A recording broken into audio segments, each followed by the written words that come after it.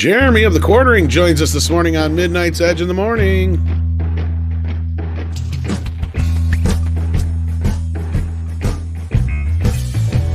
Good morning. We've come to the end of another week. Hope everybody's having a great day. Good morning, afternoon, evening, whatever it is, where you is. Welcome to Midnight's Edge. I'm Tom Connors. With me, as always, is Andre the Boss Man. Greetings, everyone. Good morning, good evening, good night, depending on where you are. And also with us is our fifth Beatle script doctor. How you doing? I'm doing well. Good morning, everyone. Glad to have you. Glad to have you. And joining us for the first time ever, our illustrious guest, Jeremy from the Quartering. Welcome to Midnight's Edge. Hey, thanks for having me, fellas. Really glad to be here. The honor is definitely all ours, and we're so excited to get talking about all the goings on in Hollywood with you, get your take on some of the Star Wars stuff, see if you've seen like Cobra Kai or WandaVision and all that good stuff yet. But other than that, how's your week been, considering? Yeah, it's been all right. Kind of slow news-wise. So, it's, leaning towards a lot of the tech censorship coverage, that kind of stuff. But other than that, my week's been pretty good. Happy it's Friday. Looking forward to the weekend. Awesome.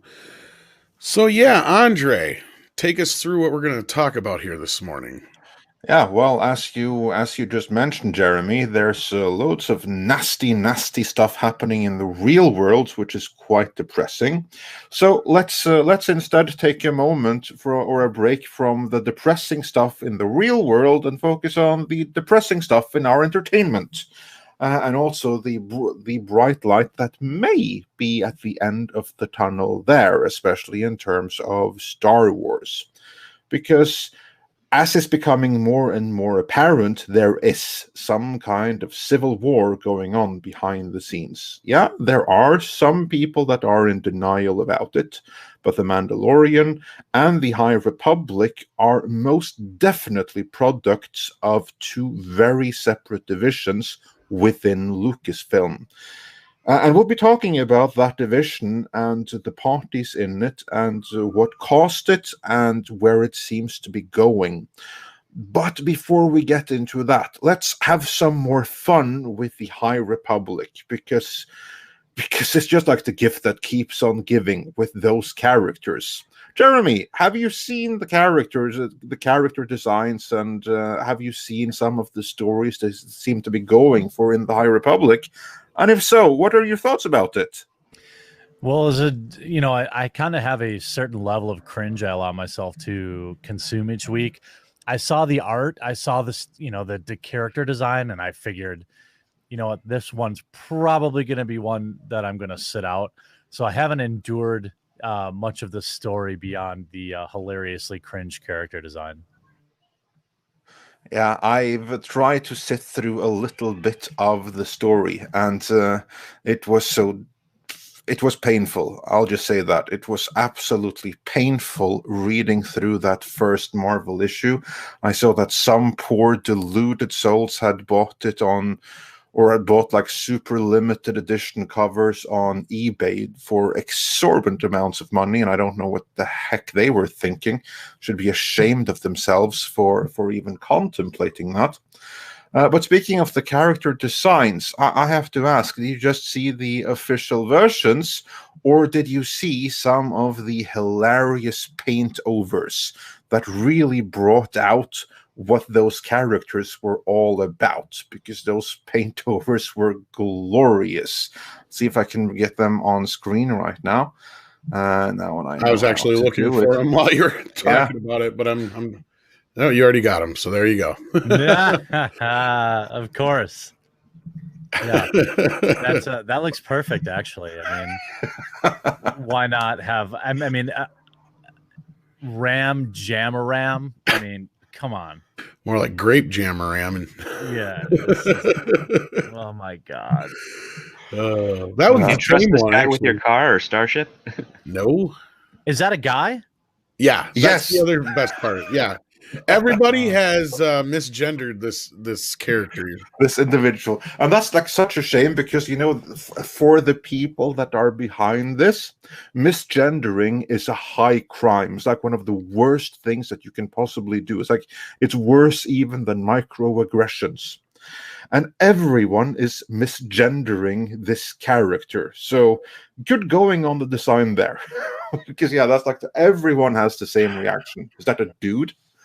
But evidently it is. And on that note, we also have the other dude, which is also pretty amazing. Leox Gyasi. Leox Gyasi. Yeah, that looks like it could be ripped right from the actual book. That if they had rolled that out, I wouldn't have been surprised. Well, again, these paintovers, they only bring out the key features of the characters. So those boots are fabulous, though. Yeah, they are absolutely fabulous. Oh, Lord. But again, it only goes to highlight what's kind of like the agenda and the purpose behind this. Because only yesterday, the renowned insider WDW Pro over at Pirates and Princesses published another scoop where he went through in detail the history of the division behind Lucasfilm, or rather the fracturing of the company, and how it really started when Kathleen Kennedy came aboard and who she hired. We're having a video prepared about this story, but long story short is that Kennedy, of course, hired only ideologues. And one of her hires, Kiri Hart, was put in place of the Story Group Committee. And the first mandate that they made was that no male was allowed to be on the story group to begin with. That was like the first thing. So if you're a male, you need not apply. What's your first thought on that, just to get us started on the rest of things, that the head of the story group goes on and segregates and decides that 50% of the population are not welcome in determining the future of Star Wars? Well, I mean, the Force is female, right? I mean, I think that everybody should just be happy that a woman is saving, one of the most laughed at franchises in history. I mean, the Star Wars definitely didn't have any fans before women took over. And now with great successes like Solo: A Star Wars Story and one of the most unifying films in the Star Wars history, like Star Wars Last Jedi, I think that we all realize that what Lucasfilm was really missing was more vaginas. Yeah, well, and I think Leox Gyasi will be upset that we've assumed his gender here, probably. But have you heard the little story behind his name, Jeremy? Echo Base Network put out a video. One of the gentlemen over there is actually a history teacher, and I don't know if you've ever heard of Leo the 10th, a pope who was famously gay, and not only that, he was horrible. So, like, if you take the letters, it's like Leox, which is, if you separate the X, is Leo X, which would be Leo the 10th. And then if you flip it around, is gay. Love it. Yeah, that's most progressive of them. Not much else to say about it, isn't it? So that's the starting point. That was the part of the agenda, and then WDW Pro later reveals that the second thing that they did, other than mandating that no males were allowed to be in the story group committee, was sideline absolutely everything who knew anything about Star Wars that were already in Lucasfilm, such as, for instance, help me out here, the animation guy, Dave Filoni. Filoni, thank you. Yeah, he was not welcome to share his opinions or anything like that. So only the ideologues that were hired for the story group, the Force's female crew, were the only ones allowed to have any kind of input. And they started relatively gently with The Force Awakens, because, Bob Iger was there overseeing that. But then, with The Last Jedi, they went fully overboard. And here's like the thing, and this is something relatively new that WDW Pro put out there. Because what had been the narrative, or at least what we had believed was the case so far, was that Rian Johnson basically just wanted to subvert expectations, and Kathleen Kennedy loved his way of doing it, especially since it fit with her ideology, and that's what happened, and they trashed the outlines for the trilogy. What apparently really happened, according to this scoop instead, is that J.J. Abrams had a plan. It was a very loose plan, but it was a plan nonetheless. But he wasn't privy to what the story group were doing, and the story group, represented by Kiri Hart, were working very closely with Rian Johnson, specifically on subverting everything. So they knew, they were fully aware. They didn't really plan anything ahead, but this is then also how they lost Colin Trevorrow, because the first one to gain any kind of insight into this was Colin Trevorrow, and he was then left in a position where he learned that you can't use Luke Skywalker because he's a representative of the patriarchy, so he must be destroyed, and he can't come back in any kind of meaningful capacity. So yeah, he's gone. And when Trevorrow couldn't make a movie under those terms, well, then he was gone too.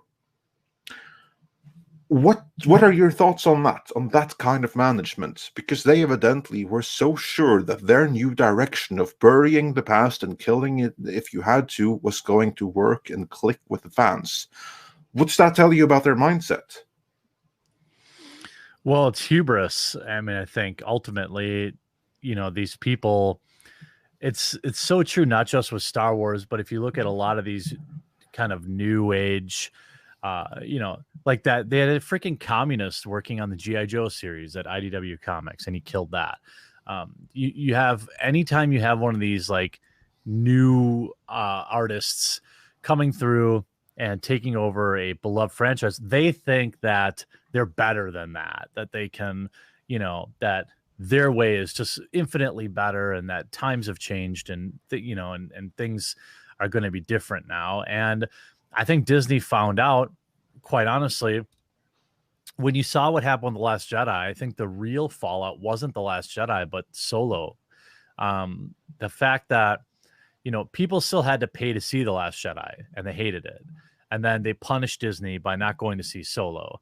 And really, they didn't come out to see The Rise of Skywalker much either, even though Disney tried to suck off the Star Wars fans as much as they could by cramming in loads of fan service inside the architecture of what was already a different type of film that was trying to go a different direction. That's why that movie was so messy too. So you have these new age people that don't really understand. They know Star Wars is big and it's a big deal to work on, but they don't understand why. They don't understand the fans. They don't understand, why people connect with the characters. And that's how you get ideas like, well, we can just do this without Luke Skywalker, the most iconic character in the entire franchise. And it blows up in your face. And you see, really that final episode of The Mandalorian proving, I mean, you had reaction videos of grown men crying watching that. And that's something that these new kids that come in, they'll never understand.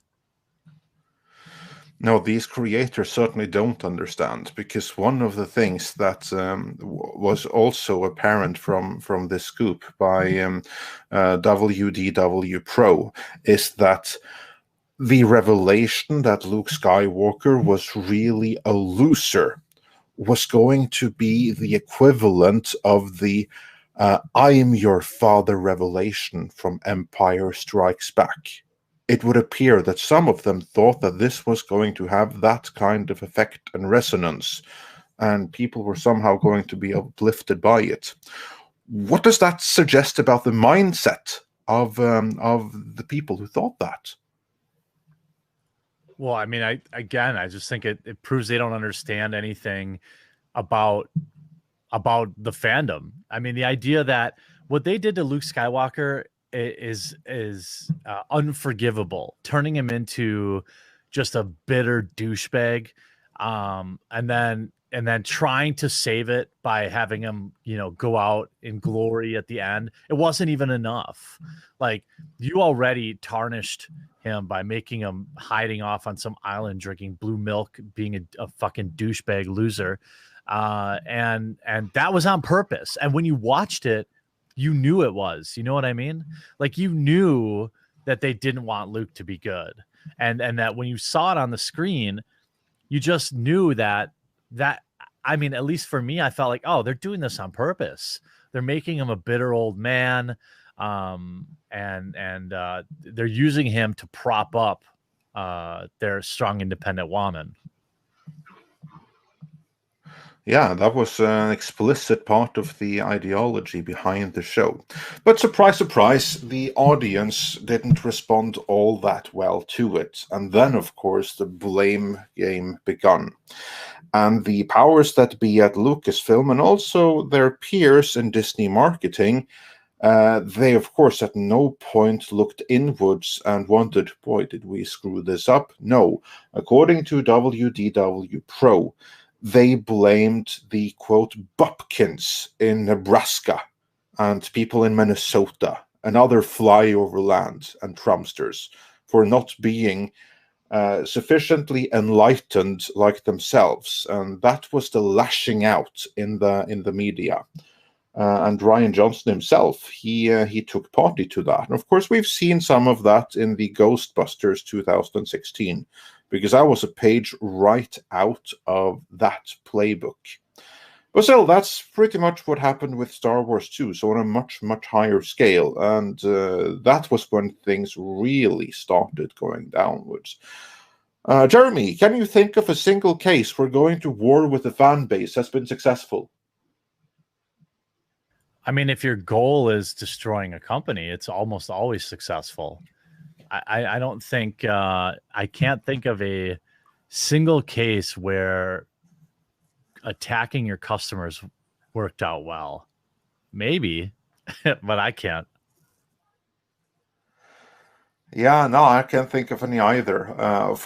Unless, of course, the goal is really to completely destroy the franchise. And to be fair, though, that partially was their goal, because Disney didn't want to destroy Star Wars. They just wanted to increase the toy sales by having girls buy every bit as much toys as boys. That was like their end goal. That's why they allowed Kathleen Kennedy to do what she wanted.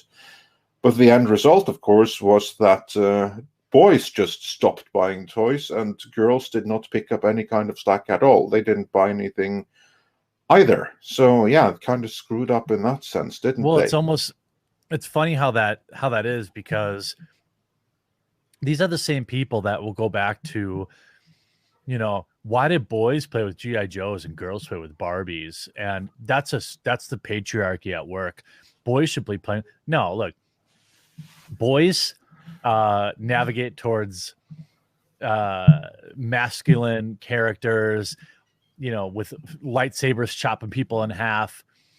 A girl doing that action is not going to appeal to most girls. Some girls, yeah, but most girls, it's like they think that they're smarter than human biology, and that they're just like, well, the reason women don't like Star Wars is just because there aren't enough strong female characters. And then when that failed, they'll say, well, it's because men are gatekeeping. Or they'll say, oh, it's because this or that. When at the end of the day, women just are choosing to not enjoy it as much as men. Yeah, that's incidentally, it's actually one of my favorite arguments there, gatekeeping. I remember in an interview with Leslie Headland, she actually commented it on the gatekeeping aspect, where she said that in the 90s and stuff, then she learned that there apparently were like these Star Wars role-playing groups, and she wasn't aware of them. And why wasn't she aware of them? Well, gatekeeping, apparently. No one had kept her out of it. She just weren't aware of them, but that apparently was gatekeeping. So what do you think that their definition of gatekeeping is? Well, it's when reality doesn't meet their ideology. It's the same thing that's true that they said this for freaking years in the Magic the Gathering community. There's only 1% female players because all the men are standing at the door and saying no girls allowed, which in reality couldn't be further from the truth. The fact that I spent my childhood in these local game stores, there were girls there sometimes, not often, but when they were there, they were treated like freaking queens. Every guy tripping over themselves to give them, better at work on their deck and to help them get into the game and all this stuff. So, ultimately that was, Wizards of the Coast produces Magic the Gathering. It's a company that is extremely progressive. And for years, they've attacked their male customers saying, well, men are the reason women don't play our game, which was just never backed up. And no matter what they did, no matter how many characters they made trans or how many characters they made strong, independent woman, the numbers have not changed. And at the end of the day, it's because gatekeeping is bullshit. And if you're into something, you're into something, especially now with the internet. It's not like you need anybody else to maintain your hobby. You can find people all over the world that are into the same thing you are in 5 minutes, whether it's a forum or a Discord or whatever. There are no gates anymore. Yeah, no, that's very, very Right. true. Definitely not when it comes to hobbies, but I would say, like, to your point, Andre, with regards to Leslie Headland, her story sounds to me like she never just wandered a bookstore, because that's where you find role-playing books and game stores and things of that nature. So if she never went there, then she's never going to be aware of it, which just shows, how much of a writer she is if she doesn't browse literature. Yeah. Speaking of Leslie Headland, script. Why don't you, as a professional writer in Hollywood, run through the reaction of when the Acolyte, the female-centric Kathleen Kennedy-driven series that Leslie Headland will be showrunning, how was that announced to the public, and what were the thoughts in the professional writers community in Hollywood about that? Because I'd love to hear Jeremy's input. So run us through the story.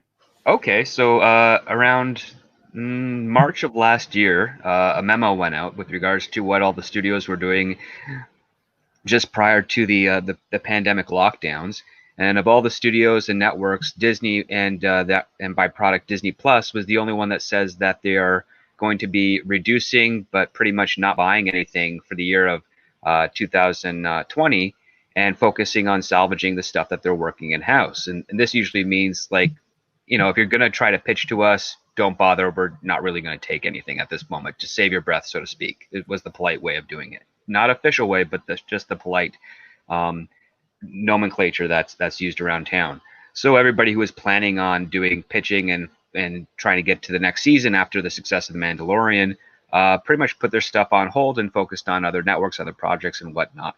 And then when Variety leaks that Leslie Headland is working on a female-centric show that Disney has reportedly gone ahead with, a lot of the writers in the circles kind of had a double take. Like, what the heck is this? Why is this person doing this? This is not part of the deal. Why did they open the door for this particular writer? And when they told everyone that it's pretty much closed, and it seemed like some backhand tactic.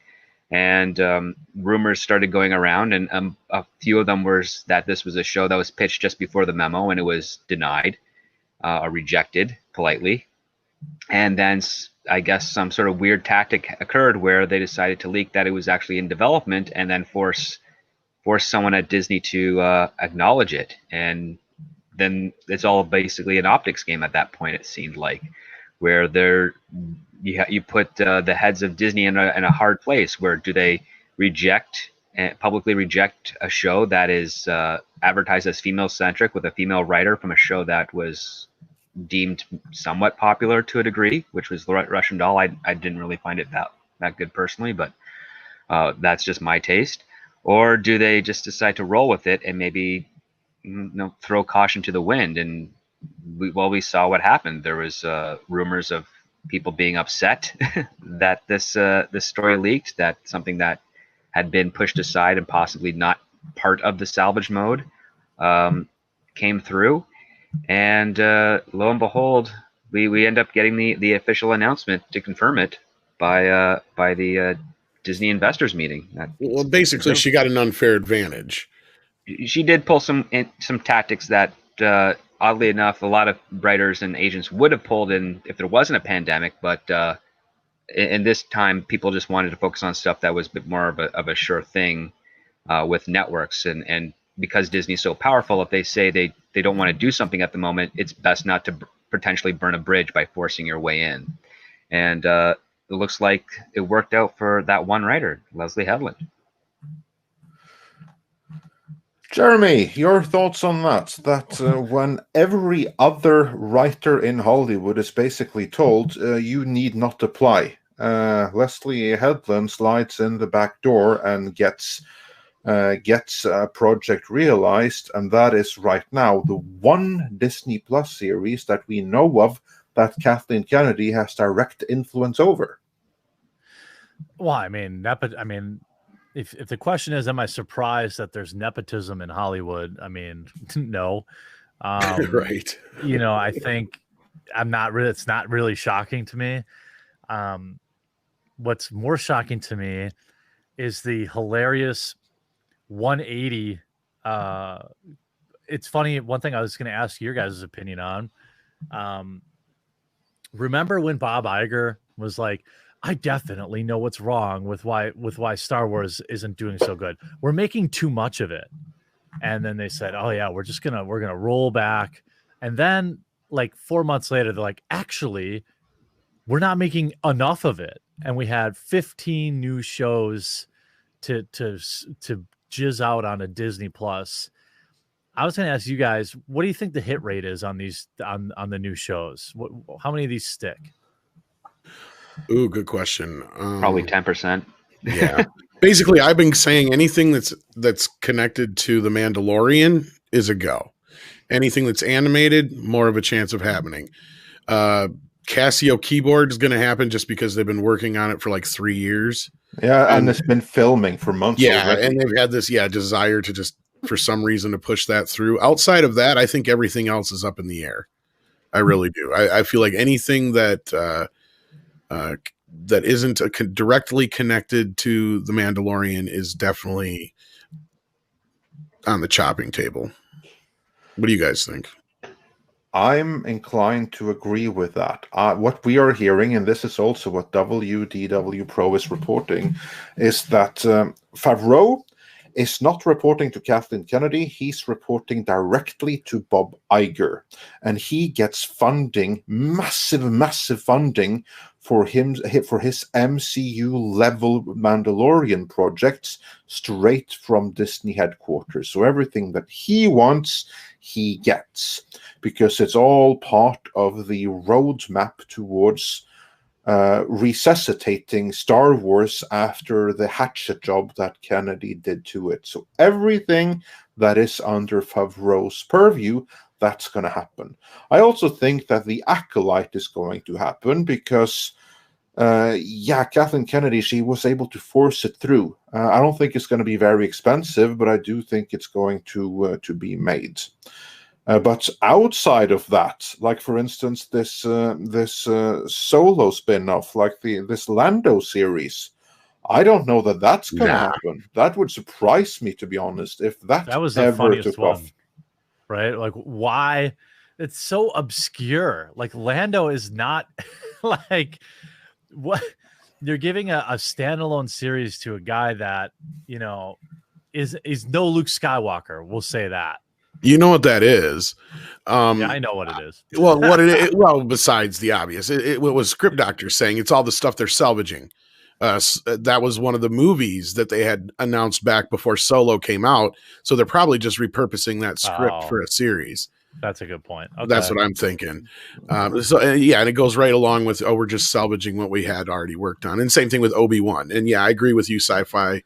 For me, Kenobi's probably the one that has the most likelihood of going forward beyond any of the Favreau shows, because that's one they've had on the table for a while. They've pushed, Hayden Christensen coming back and all that kind of stuff. So that one's obviously going to happen. But I think it's funny, and it just, speaking of Obi-Wan, that really speaks to the, there's been a lot of people debating on, is there really a civil war going on or a Cold War going on? We've heard things directly from people. We can't unfortunately say who we've heard from and stuff like that, because it'll give away a lot more than this individual will. Let's just say it would cause a big stir. But yeah, we've had enough people tell us that there is this cold civil war going on. There is one party that is definitely trying to get the Star Wars fans back on board. There's the other party, which is Kathleen Kennedy and her group of story, group and all that stuff. And they're basically being, they're being pandered to at this High Republic, and Bob is really kind of running the show with John over there, and they're really kind of deciding where things are going forward. And again, some people have debated on whether or not this is true. So, take that with a grain of salt. Yeah. There's, I read an article this week that I thought was, fairly written, saying that, like, look, Kathleen Kennedy is going nowhere. And actually, I think I know the one you're talking about. That was Matt Cadence's one. Yeah. Yeah. It's pretty, like, for me, it was pretty disheartening, because it was like, yeah, you're right. Like, this woman has control of a ton of stuff at Lucasfilm. Disney's not going to fire the most powerful woman in Hollywood, one of the most powerful women in Hollywood. And so naturally, I think you do end up with some fracturing, where people who understand the fandom, like Favreau and Filoni, and then Kathleen Kennedy, who quite honestly still has all the powers. She has all the power to do as she wishes, and she can put out all the woke garbage she wants, and with very little to risk. That's what's one of the problems with this new approach to Star Wars using Disney Plus that's frustrating to me, is that instead of a Star Wars show being an event or something to look forward to, now it's like they're just throwing stuff against the wall and see what sticks. So we're going to fire up a dozen shows, and 2 of them are going to hit. And then we're going to fire up another dozen in 3 years, and 2 of them are going to hit. And all it's going to do is completely water down the Star Wars, the Star Wars allure. And I do think that it will hurt the box office. Yeah, and here's the thing is, I mean, like you just said, I keep reminding everybody, Kathleen Kennedy is the strongest female woman in Hollywood as far as producers go. I mean, so no, and we've told everybody she's not going to go anywhere. And even if her contract is up this month, like we've heard, she's still embedded deeply in things like Indiana Jones, and anything going forward for the next 5 to 10 years, her name is going to be on as an executive producer. I mean, that's just a given. She's the head of Lucasfilm. But there's just been certain things that to me feel like that she's obviously really hands off, or definitely prove there's some kind of faction here. Because we have, guys like Pablo Hidalgo, who will attack anybody who goes after things like The Last Jedi, and anybody who was happy about The Mandalorian, for example. And then you have like the situation where Favreau's like, oh yeah, I told Kathleen not to talk about Boba Fett during the announcement. I wanted to save that. So that sure feels like to me he's kind of really running that kind of side of things. And we already know Bob said over a year ago, the buck stops with me now on Star Wars.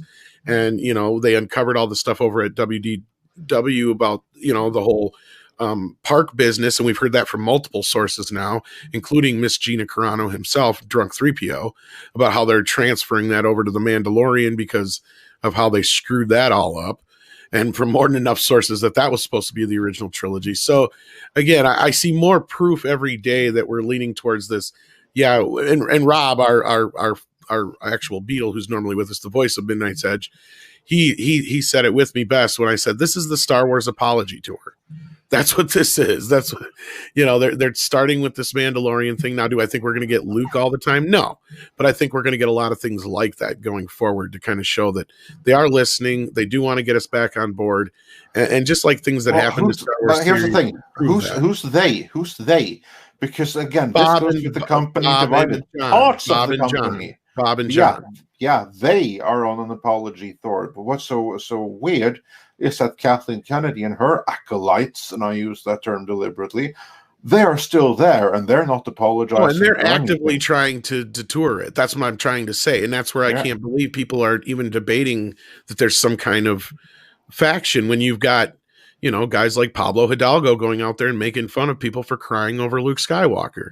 That's to me, that right there's the proof in the pudding. And not to mention the biggest thing of all, the biggest pink elephant in the room that everybody seems to want to ignore is that if Kathleen Kennedy is so fucking involved, then how the hell did she not notice that Obi-Wan was exactly like The Mandalorian until after The Mandalorian aired? When she said those scripts were done like almost a year before that. That right there tells me she is completely out of the fucking loop.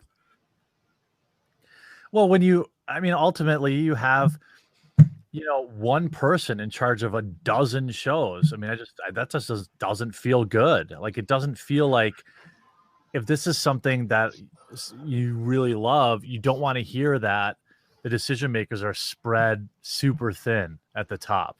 It seems like they're like, oh, these idiot Star Wars people will just consume anything. And to a certain degree, there's parts of the fandom that do. And it's hard for them to lose. That's what I fear the most about Disney Plus. The financial loss of also the embarrassment is all hidden now. Like, when you had movies, this is a part of a larger idea that I've been thinking, or just a thought process I've been going through. Now that you have a lot of these movies going to streaming, now when they fail, we're not going to know, because all the numbers are going to be hidden. These companies aren't going to report. We're not going to know what the box office is. All these articles about box office flops and all this stuff, like, this is bad for my channel. Like, we're not going to know if Wonder Woman made any money. I suspect that they made enough money, but it wasn't anywhere near what it would have made in the theaters. But now when you have Disney Plus and they're going to shit out all these mediocre Star Wars shows, they're just going to be there forever. They're just going to keep doing it because there's no public shame in failing, because we're not going to know. Well, not only that, if they do fail, they just blame it on us. Of course, we're the Ista folks who don't want to see Rey, the bestest ever. But here's the thing, though, that they do have the internal numbers, and what we have heard, again, from people that we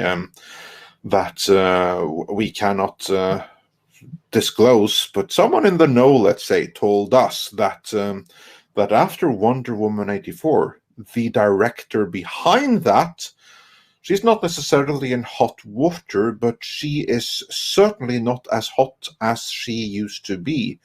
In fact, she is so unhot because of the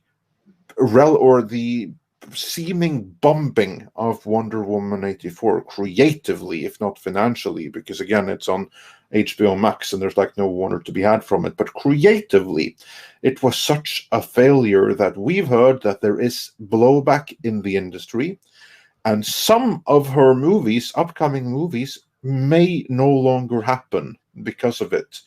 One guy that we spoke to said that he wasn't so sure about Cleopatra. Yeah, because I kept pointing out, because right when Wonder Woman was coming out, they were, Wonder Woman 3 is being fast tracked. It's like, okay, when is she going to do that between Cleopatra and the Star Wars movie? Because I don't know about anybody else, but it takes a couple of years to get one of these big movies made sometimes. And even if you're just the director and you're not overseeing the editing and a lot of the pre-production stuff, you're still there, and it's still, a thing on your plate you got to deal with at least for a year of your life to film a movie. And yeah, the clock's ticking. I don't know when she's going to do this other. In fact, a lot of people have been hinting to me that she's not even going to be directing the next Wonder Woman movie, that she'll actually just be producing it. Yeah. Well, the thing about Patty Jenkins is she's another, and I want to be clear in saying I'm sure there are plenty of men who you could say this about in Hollywood too. J.J. Abrams is probably one nowadays, but what has she earned? Look at what Disney's hiring for directors. Okay, we've got Nia DaCosta, who's going to be directing Captain Marvel 2, right? She has directed exactly one feature film that nobody's even seen, the Candyman remake, which I'm sure will be hot garbage. Yeah. Then you have Patty Jenkins, who just directed the first Wonder Woman, which was by and large a success by all reasonable statistics or metrics. Then she thought she could do writing and directing on the second one. It was hot garbage. And then they're like, oh, well, we're going to make sure she gets Cleopatra and we're going to fast track Wonder Woman 3.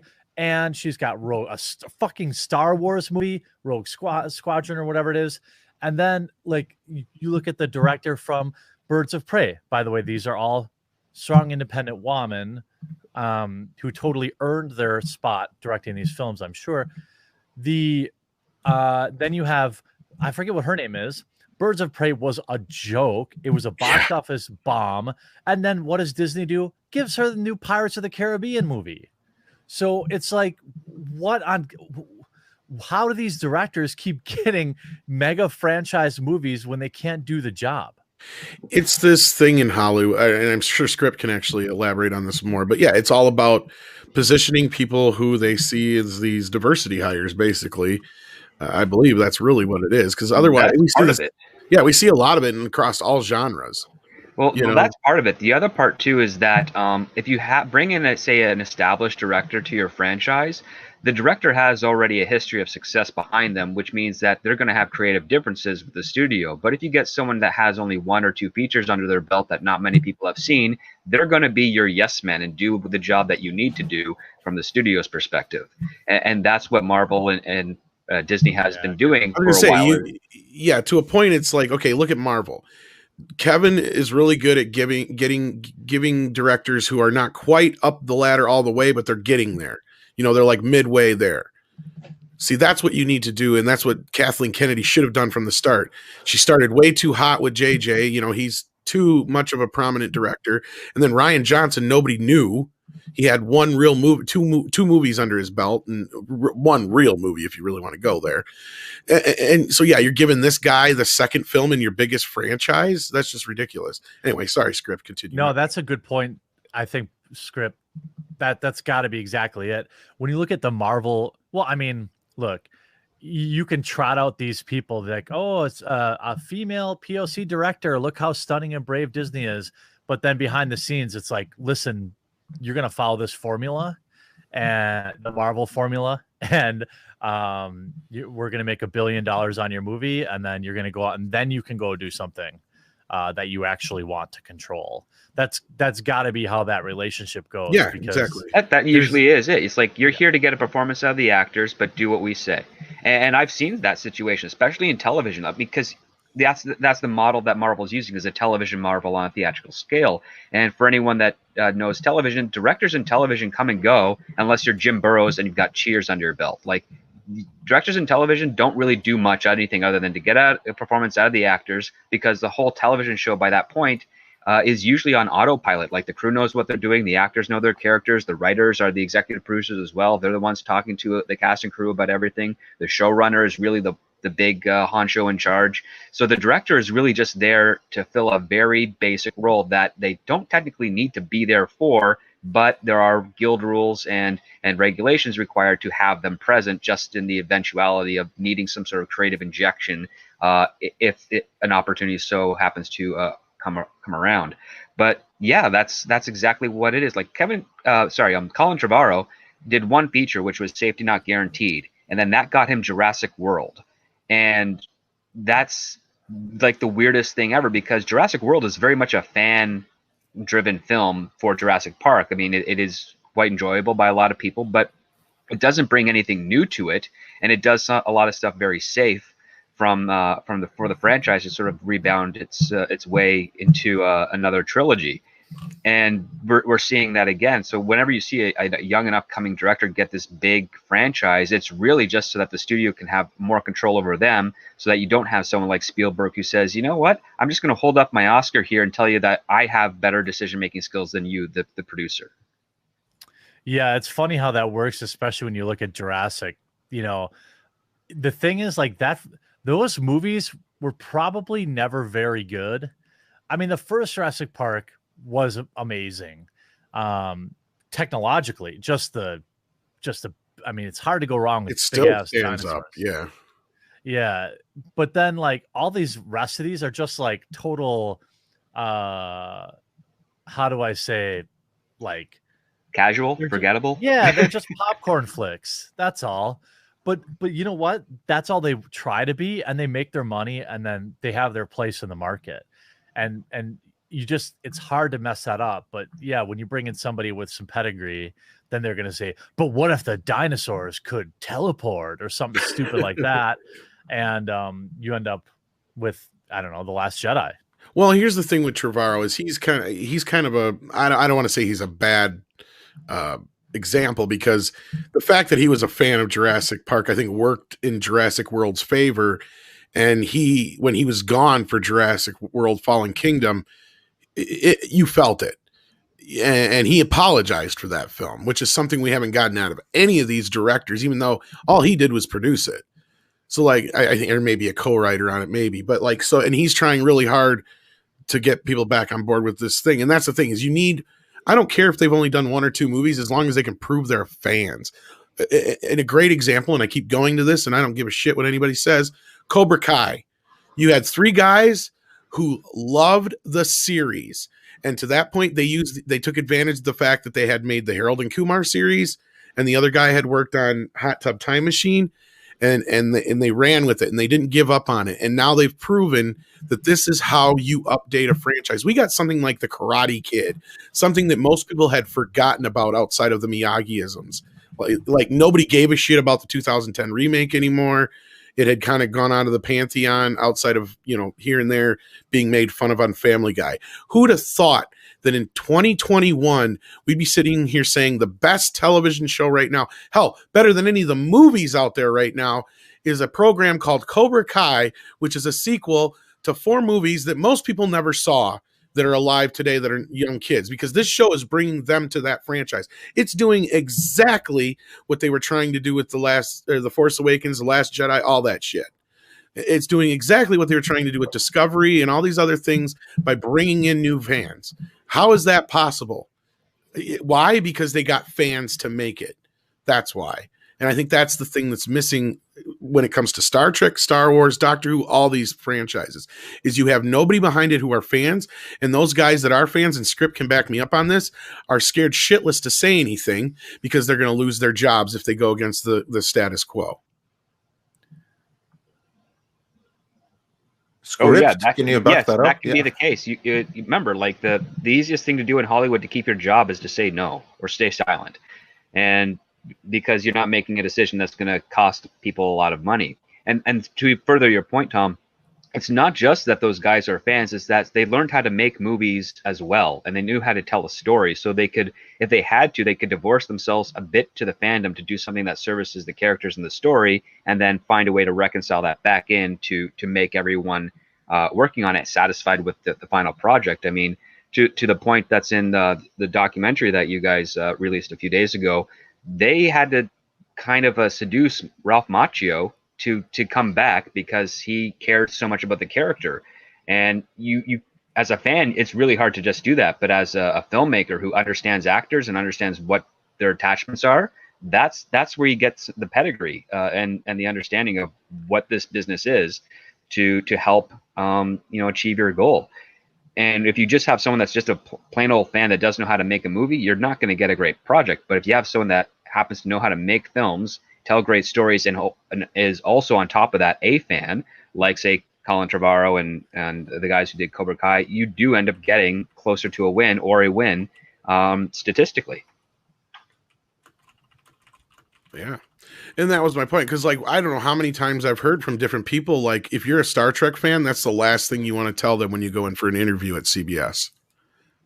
You will not get the job.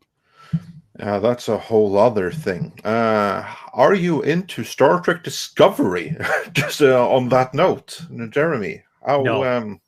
Yeah. No, I was not expecting you to say yes. Yeah. Have you seen any of it? And what are your thoughts on Space Jesus, Michael Burnham? No, Star Trek died with The Next Generation for me. Most of those episodes still hold up, so if I ever want to get my fix, I'll just watch some reruns. Although I did think that the movie was okay. The remake with the what is it, Chris Pine? Is that who is in it? Yeah. It was Chris okay. Pine, yeah, it was okay. But I'll tell you what, between that and Picard, fuck Star Wars forever, or Star Trek. They're the same now, aren't they? Yeah. So I don't blame you for making that mistake, because now they're made by the same people who infuse the exact same ideology into both. Yeah, I think when you get writers in there that like, and by the way, you know, I'm not going to excuse the actors either, especially in the case of whatever the hell his name is, Picard. Patrick Stewart, because he himself wanted to inject, you know, this modern politics into Picard, and it's the only reason that these dudes come back and work. I mean, he doesn't need the money, he doesn't need to work, so he's like, oh well, I think we'll do this show, but I want to make Picard like a huge pussy now, and I wanted to have strong independent woman, and then the showrunner's like, okay, because Star Trek idiots will just pay for it, and then we'll put it on CBS All Access or whatever. You got to pay money to watch it, and they probably made money. Wow. They got money up front. Yeah. Well, they got money in the sense that they got some suckers that were committed to pay them. But well, those the old suckers saying goes, never put your own money into anything in Hollywood. Yeah, exactly. Instead, make sure that you're on the receiving end of money, and that's what they smartly did. So that worked out really well for them. But the ones that ultimately paid the bill, the ones that were supposed to collect their revenue straight from the consumers, if they earned any money on it, now that's a completely different matter, isn't it? Yeah. But I know we do have some super chats to catch up on, Andre, because our lovely Wrench has reminded me of that because she has to get going here soon. So she wanted to get on my case about that, so I get on your case about that. Yeah, that's probably not a bad idea. She's doing her wonderful job, even though she doesn't get paid. I just want to say thank you, as always, to our lovely Wrench, Natasha Claudier, who's always here for us when she can be. So thank you so much. Yeah, and going through that, Roger Haynes started us off with a thumbs up super sticker. I can't show all of this on screen because the timeline has gone for that, and StreamYards really need to get on with that. So in the meantime, you'll just have to listen really carefully. And Stephanie Yanisek's Smuggler's Cantina says, the war is raging right in front of us. Open your eyes. This evidently was in reference to the war within Lucasfilm, but of course it can be true for several things, without going into details about that. Mr. Tickletrunk sent us a little kitty bear super sticker, so thanks for that. While Sontar says, don't worry, Andre, the West won't be replaced. The welfare state will collapse long before that. What, you expected optimism from me?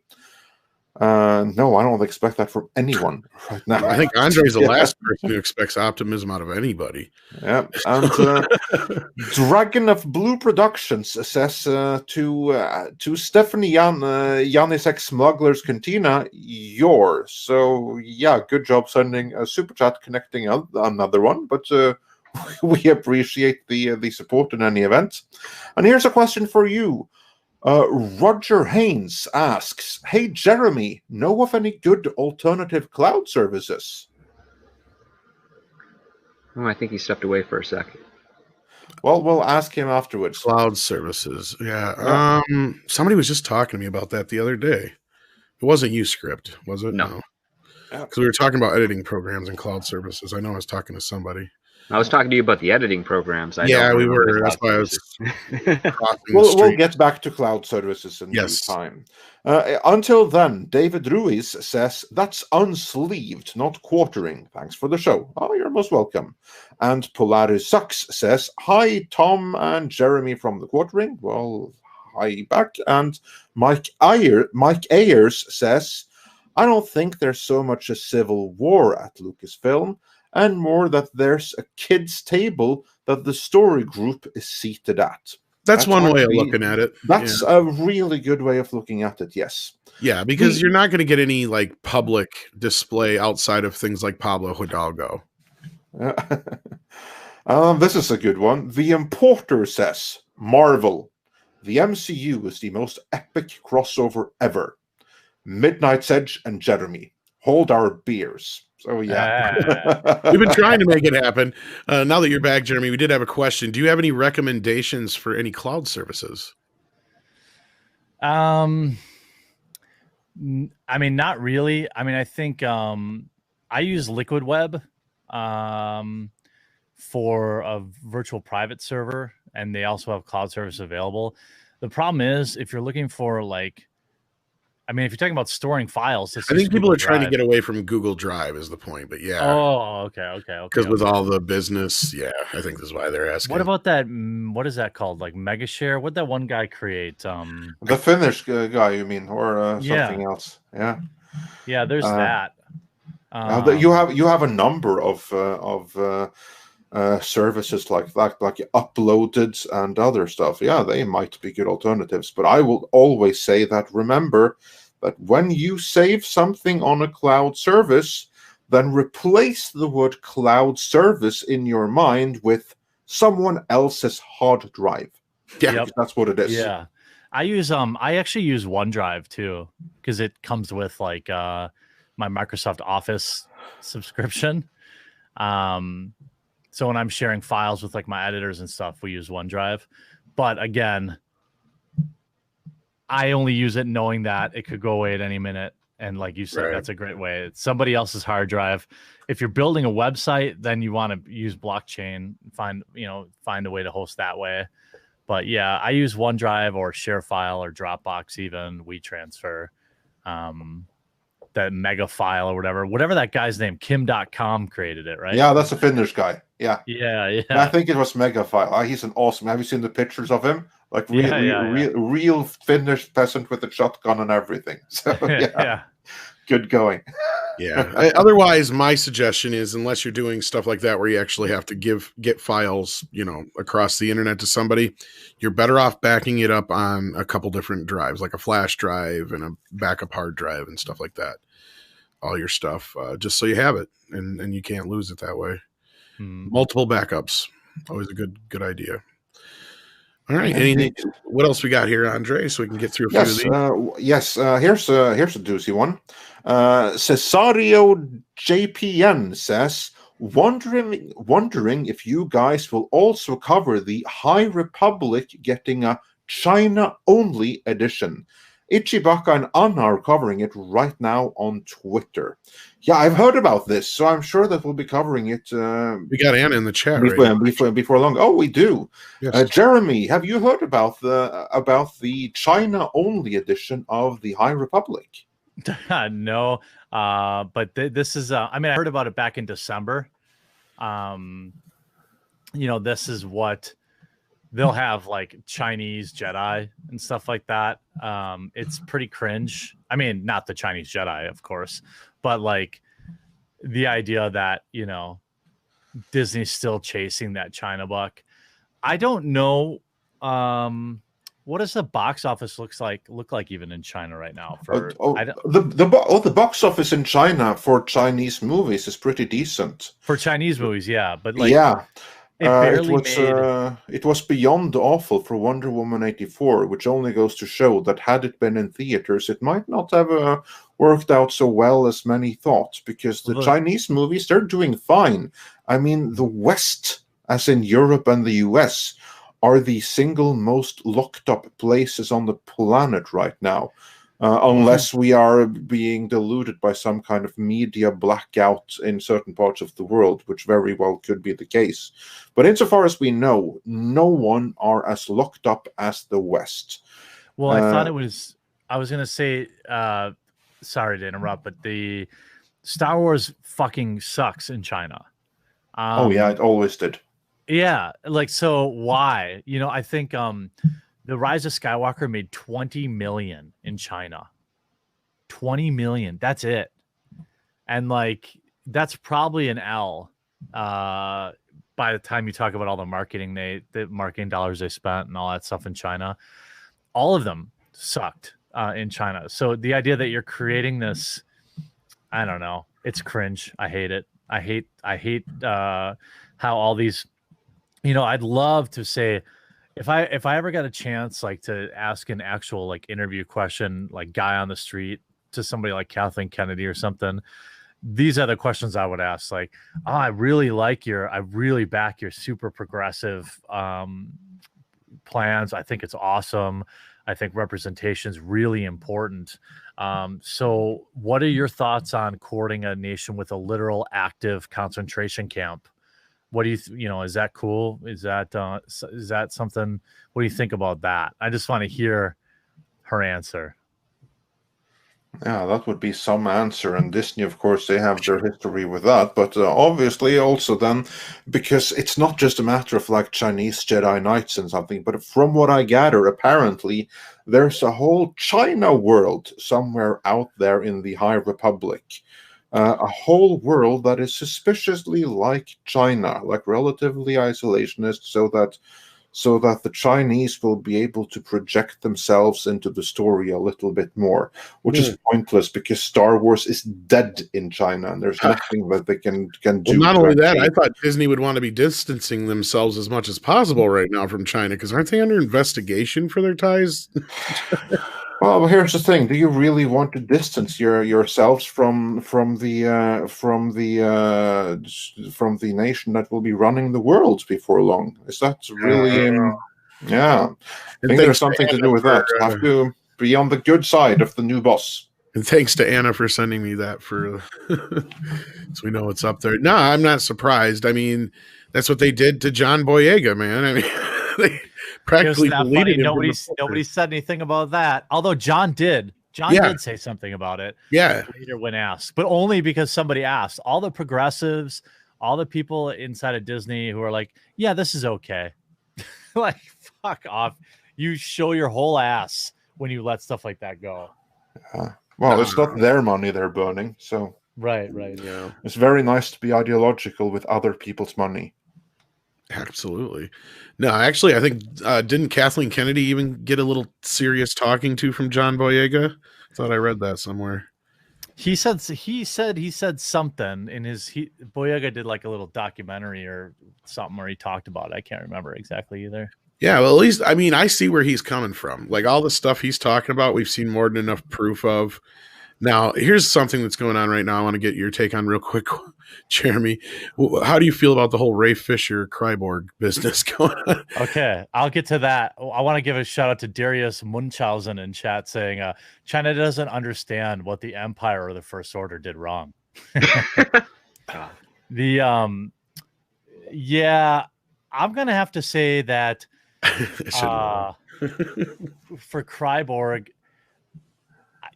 look, if there was anything to, now from what I'm told, there have been some punitive, like, some people have been removed from projects and something, there has been some truth to the things that he said, but, who I think of most when I hear about Ray Fisher is that French actor. Yeah, Juicy Smollett. I was thinking that. It's funny. I made that same comparison. I said, "Is his last name really Smoulier? Maybe." Yeah. Yeah. I mean, look, maybe what he's saying is true. I don't know, but he clearly didn't prove it, and he's not a big enough name to die on this hill. Well, not only that, half the stuff that he's saying, I don't see racism. I have yet to really see it, and I mean, of course, I'm just a pudgy white boy. What do I know? But no, reading it, all I see is a very entitled Broadway actor who has never worked on a movie before, who worked with a director who was probably much more receptive to him prior to Joss Whedon, and it hurt his fifis. And he realized on the set that he's not Gal Gadot, he's not Ben Affleck, he's not, and to be clear, actor, yeah. Joss Whedon is a piece of shit. Oh no, and that's what pisses me off most is I've had to stick up for Joss fucking Whedon through this. Yeah. The whole I'm a male feminist, but oops, I'm out cheating on my wife. And like just the stories about him from behind the scenes.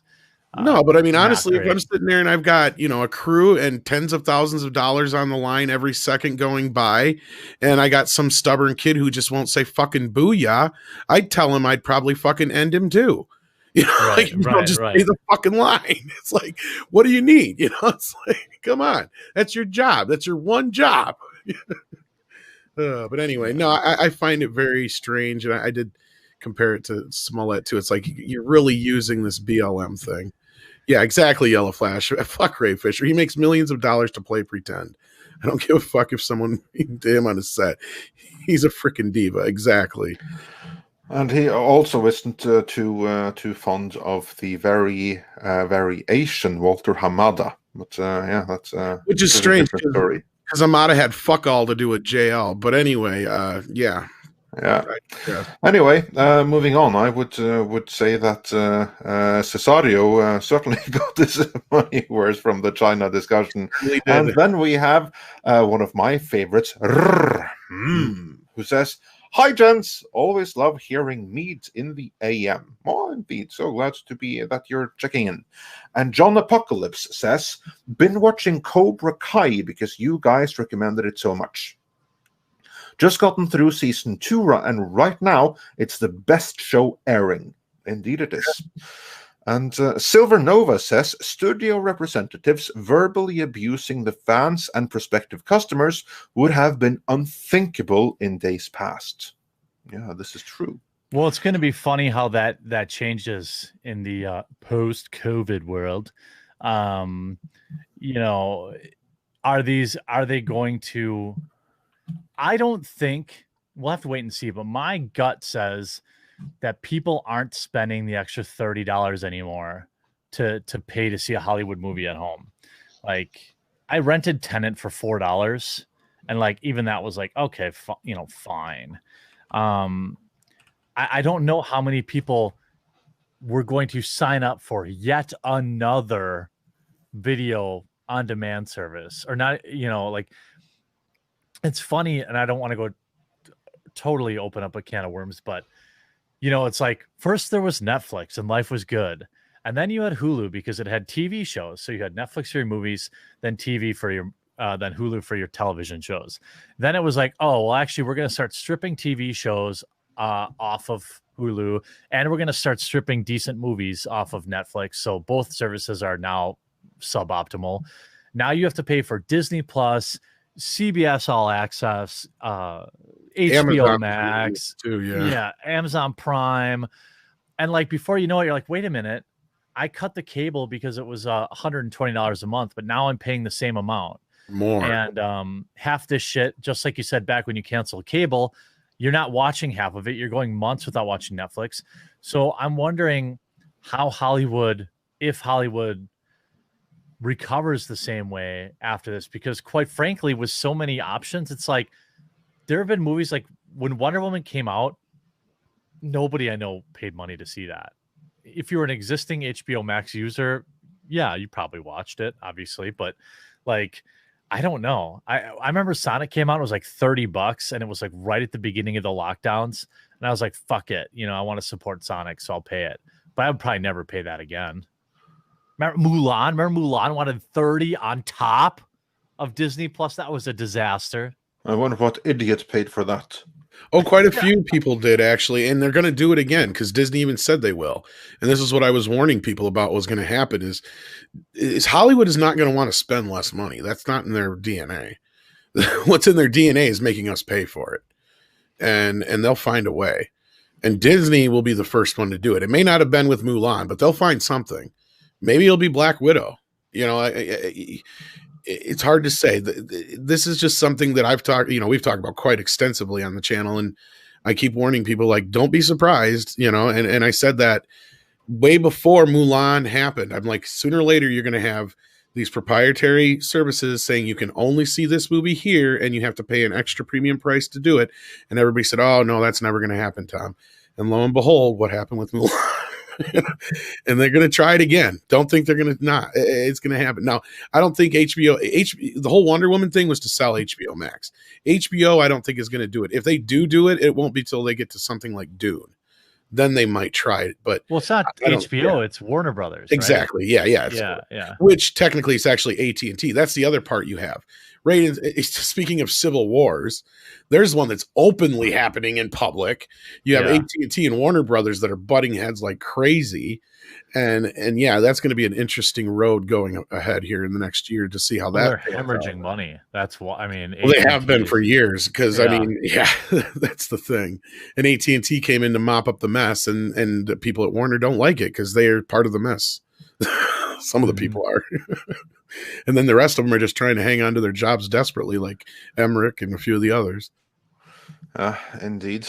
And then we got a question for you, Jeremy, from Patrick Mulligan, who says, Jeremy, we got wait times for healthcare in Canada because everyone gets access to treatment.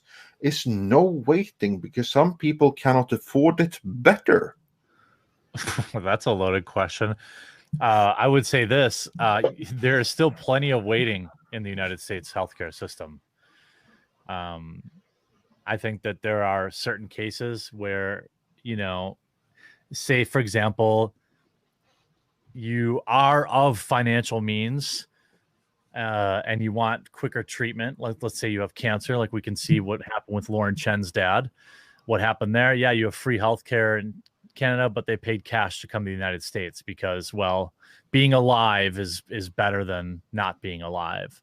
So I won't discuss which system's better. I think they're both deeply flawed. I will say one thing about that before we move on, though. By them who had the resources going from Canada, where everyone gets treatment, to the US, where they had to pay for treatment.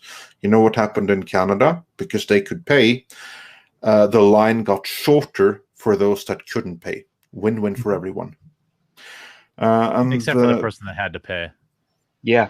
I mean, that comes up to the fact, because me being a Canadian, I know that the system is based on each province's own rules. So it's not universal from coast to coast. And so, Lauren was put in a very tough and irresponsible situation by that province.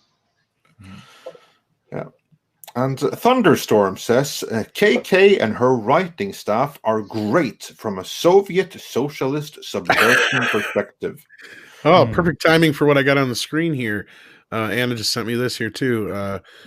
Somebody asked, any reason why Chinese exclusive, if it's High Republic era, seems like those of us in the States might miss out on important info if it's part of the publishing initiative for High Republic. And Matt Martin chimes in, it's specifically to avoid that. The same way the Chinese audience probably won't be reading the American High Republic story. Oh, wait, that's like a self-own. Be careful so you don't walk right into those. I've done that a few times, although not on Twitter. That's almost like saying I'd never be part of a group that had me as a member. The Thunderstorm is right from that perspective, and I know exactly what you're talking about. Yeah, for that, KK and her writing staff are indeed great. And Mills, yes, from a certain point of view, it's fantastic. From the point of view of most people watching here right now, not so much. But But again, as in the words, or to paraphrase a certain Captain Marvel, it's not for you. So there you have it. Yeah. And Mills says, in Star Trek, we get accused of gatekeeping for asking the producers to adhere to the canon they're forcing themselves into.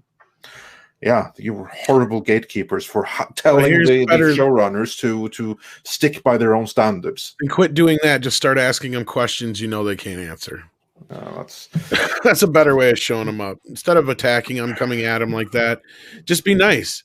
Just be nice, you know.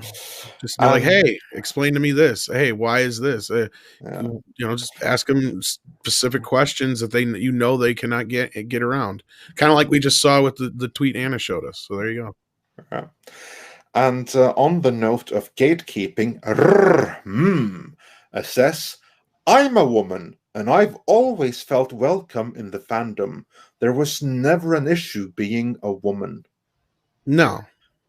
And I do believe that our femme fatales in the Toxic Femininity podcast that you should check out every Monday would agree with that. No, they'll be the first to remind you what brought them to this in the first place, whatever genre property was what it was to begin with. And the changing of it is not what they want.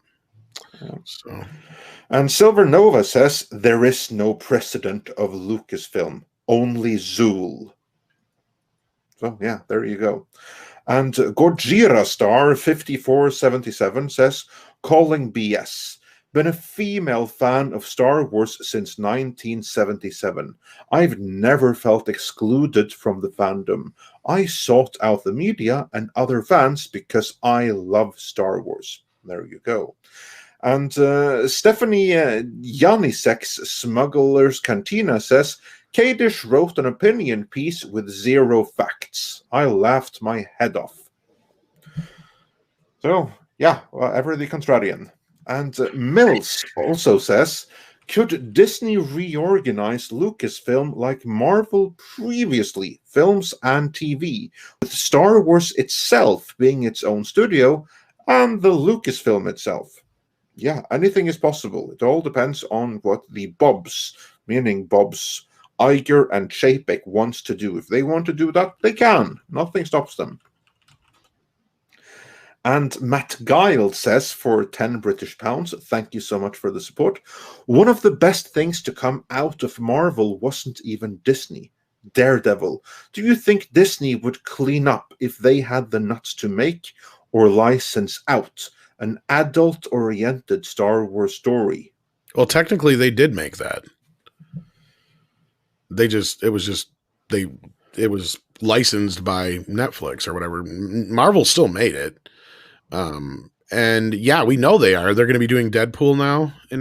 We've gotten confirmation that's going to be R-rated. And we've heard rumors already about the adult Disney Plus, which they're already testing out in some markets. So I have a feeling it's going to come here as well. Yeah.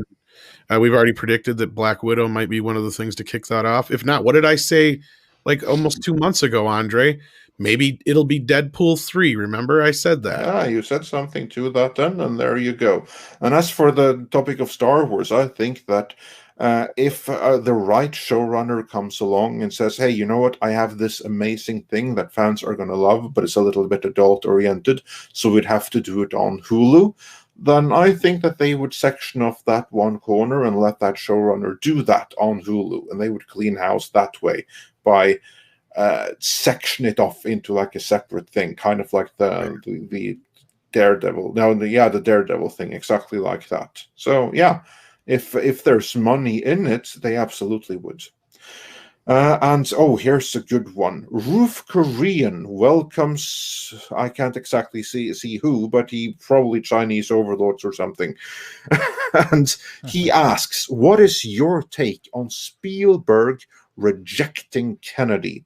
And we actually have a video covering the story, but for those that do not know, this is from the latest scoop from WDW Pro, who says that the reason that Steven Spielberg, the man to whom Kathleen Kennedy owes her career, dropped out of directing Indiana Jones 5 is because he had lost faith in Kathleen Kennedy. Well, I don't know if that's the reason, but that is another pink elephant that everybody keeps overlooking too when we get into the discussions of is there a civil war going on. I mean, just look at the way that George has acted about this whole thing. Yeah, sure, Disney did what they did, but I got to imagine he felt a sting a hell of a lot more from Kathy than he did from Disney because he expected it from Disney. That's why he put her there.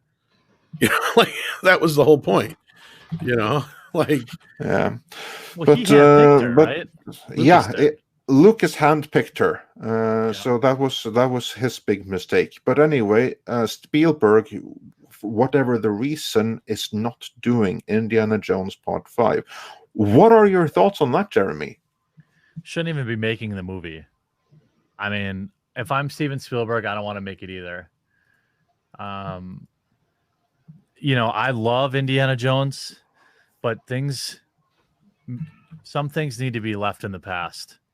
And I'm so sick of seeing like amazing things I loved as a child be remade and suck balls. And it taints the old one, you know, and Spielberg's like 1,000 years old now. The last Indiana Jones, not very good. So, you know, I say let it be, you know, do a nice 4K DVD release so people can get physical media of it and move on. So that's what I think of it. I'm sure he thinks the same thing. Like, I'm Steven Spielberg. I'm not interested in doing another Indiana Jones movie. there was a fourth one. There was I'm being facetious. Yeah. yeah. The one of which we do not speak. No, I think I agree with you. Like it's time to get the other ones out there. Forget doing this new one, but I feel like it's Harrison Ford and Kathy that are pushing it more so. Because I think Steven was done before the fourth one, and I think he just did that as a favor to George. Also, Harrison wanted to do it. Yeah, I was gonna say he felt like, and you can feel it in that movie. Like Steven is not there; he's totally just phoning it in. Well, and you know, I'm not a big fan of Harrison Ford either. You know, this is a guy that pretty much, you know, shit on Star Wars, and you know, he's had some choice things. Didn't he have a quote like, "I don't know what the hell a Force Ghost is, and I don't give a shit," or something like that? Was that him? Oh, he's never hid the fact that he's not a Star Wars fan, and he's always held Indiana Jones in much higher regard, obviously. So. Yeah, because Harrison wishes he were Indiana Jones, but in reality, he's really Han Solo. Well, whichever one, crashes more planes. Yeah. Get off my plane! Oh shit, it was my plane. Yeah, that's brilliant. And moving on from there, Stephanie Yanisek, Smuggler's Cantina, says also, Gina Carano is allowed to say whatever she wants. Kennedy would have fired her.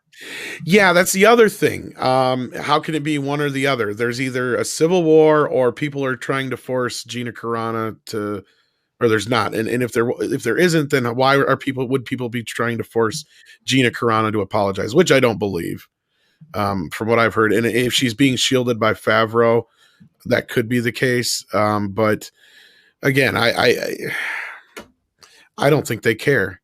Because from what we've noticed, and Andre knows because we've talked about this a few times, we've seen that her character has become, you know, gone above and beyond how famous the show really is in a lot of ways. And then her figure was the highest selling one last year besides Baby Yoda stuff. Even the import version of hers that was reportedly better sculpted than the American one was heavily fought for on eBay. So, yeah, I mean, I don't see why they would, unless she really steps over some line. And hey, we've not seen them, you know, crack down on anybody but Pablo to this point. So there you go. I really don't foresee them going after anybody. Yeah, I think Gina should probably, you know, I appreciate her, but it's like, man, I don't want her to get fired. You know, the idea, I mean, the fact is like her people love her as a character, but like there's such a huge ensemble cast in The Mandalorian that like it's tailor made to write somebody out. So like, you know, I hope that she treads lightly. That's coming as somebody who, you know, likes her character and likes her as a person. Yeah, I get what you're saying, but Disney may be stupid, but I don't think they're that stupid. And like I said, unless because we've even had people like fucking Pedro go out there and compare half the country to fucking Yahtzees. Yeah, right. Look at all shit to him. Yeah, Yeah, but yeah, the look at all people the that shit that, are calling their shots feel the same way as him. right. They do. But the other thing is, I mean, you saw that statement that Bob Iger put out where he's like, basically like, oh, the Capitol thing was like 9/11 or something. It was so ridiculous. They agree, but I think ultimately they care most about money. I can't think Disney has had like literal pedos caught there. Like, I don't know if they've ever fired anybody over tweets that I can think outside of Roseanne, no. And that was a deeper situation. Yeah, that and also there's the Guardians of the Galaxy guy, Gunn, but that was Disney. Yeah, because ABC owned Roseanne show. Yeah, and that actually stemmed back. Here's the thing: I thought the bitch was white. Yeah, Bob Iger actually had a history with Roseanne because he was one of the people who was on the original show back in the day. That was one of his. He built himself up through ABC. That's how he got involved with Disney, ESPN, and ABC. So he'd had a history with Roseanne, and she had made a promise to him several times over that she wasn't going to do that kind of shit anymore. So that was like something that happened. Well, then the James Gunn thing happened, and Alan Horn jumped the gun on Bob Iger. I guess Bob Iger and Favreau or Feige knew nothing about James Gunn getting fired until after the fact. And I guess again, that's a rumor I heard. So that's why frustrating they brought him. Look, I'll say this too. Neither one of them should have been fired. No, I agree. Yeah, it was stupid on both sides. But they only hired one of them back, so that shows you who's in power. Exactly. Yeah, and that's that's kind of the point I was going to get to. And then and I agree with Slithering Peanut here too, as far as the Gina Carano thing goes. Notice nobody in Lucasfilm has ever mentioned her. I believe it's, and again, this is just my belief. I believe it's the same media that's pushing that there is no civil war, that's pushing this narrative that Gina has to apologize, and it's them who want her to apologize. It's the media themselves. It's the Twitterati. It's these people who feel like they're being attacked by her because they can do it all day long to everybody else, but the moment something is turned on them, then they turn into a bunch of rees. Yeah, that's exactly right. I also think that it's like more wishful thinking. I don't buy quite that, but I don't think anybody is. I really don't. Yeah. Well, it's the opposite. It's the inverse of the same people that. Right. And I'm wondering if they know this or not. But like, if you look every Sunday night last year, what was it? Whatever night Batwoman was on, I think Sunday night, or was it? Yeah, that'd be Sunday. I think so. Sunday night. It was like Batwoman was trending on Twitter, and it was like, man, look at all these people talking about Batwoman. It must be super successful. And then you look at the numbers. Analytics way. Yeah. You look at the numbers, and it's like 100,000 less viewers every week for the entire season of the show. So I'm guessing Disney's just looking at the analytics, like, nah, we're good. I'm sure if you've messed with paired analytics at all, you know they're a bunch of horse shit. They're exactly what you're saying. You know, people can be out there saying "fuck Batwham," and they're just saying, "Oh, it's engagement," and they make headlines to say whatever the hell you want them to say for your investors. That's all they do. Because in the same week, the two different shows were the #1 shows in streaming. And that's kind of when I had enough of them. I'm like, this is pure bullshit, guys. It's like, it's just numbers. Well, The Mandalorian is so successful. Think about this. It is easily the most successful Star Wars franchise that the Star Wars like property that Disney has put together since they spent $4 billion to obtain it. Mm-hmm. It is so popular that it spawned more than a dozen offshoot shows. Now, I'm sure they would have made more Star Wars shows if The Mandalorian wasn't as big of a hit as it is, but not a dozen of them. There's just no way. Yeah. That's pretty much it. And I actually, we kind of got some numbers for that because I seen a report the other day that Nielsen reported that The Mandalorian is the first streaming show that isn't on Netflix to enter the top 10. That's great. And think about all the people that watched it without Disney Plus. Well, they pay attention to that shit. They do, Jeremy. Yeah. And we've talked to plenty of people that have said, oh, yeah, they pay very close attention to how much a movie is being pirated or shows being pirated. Yeah. I want to point out, though, I thought it was, I just as a note, within like almost, I'm guessing less than 60 seconds of us talking about Gina Carano, that slug drunk 3PO showed up in the chat. He was here. He was here. He just said, I'm just kidding. The people thought I was genuinely mad at him that he got the Carano interview, or I just figured she saw him as it's like one of those Make-A-Wish things. She gave him the interview.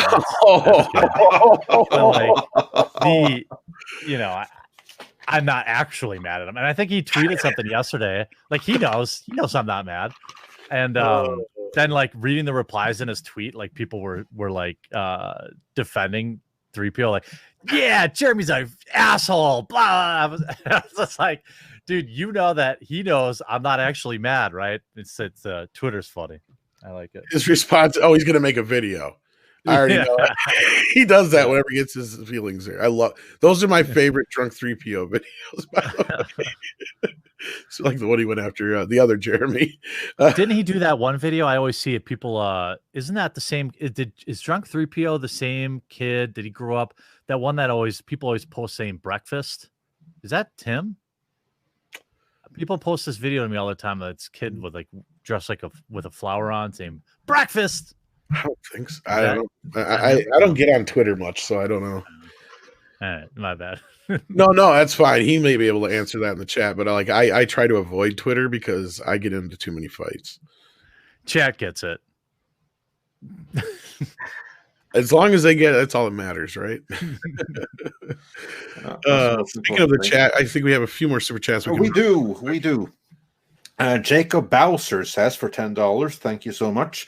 Do the How I Met Your Mother method for the Lando series. Shoot Williams scenes for beginning, middle, and end. Glover shoots the majority of the scenes. That way, it plays out as if Williams is telling the story. And I think that's a great idea, but do you think that Lucasfilm are going to be that clever? Jeremy? No, they're not taking any risks. I don't think that you're going to see Lucasfilm do anything innovative with Star Wars. They want to cram it into the Marvel formula as quickly as possible and get that machine running.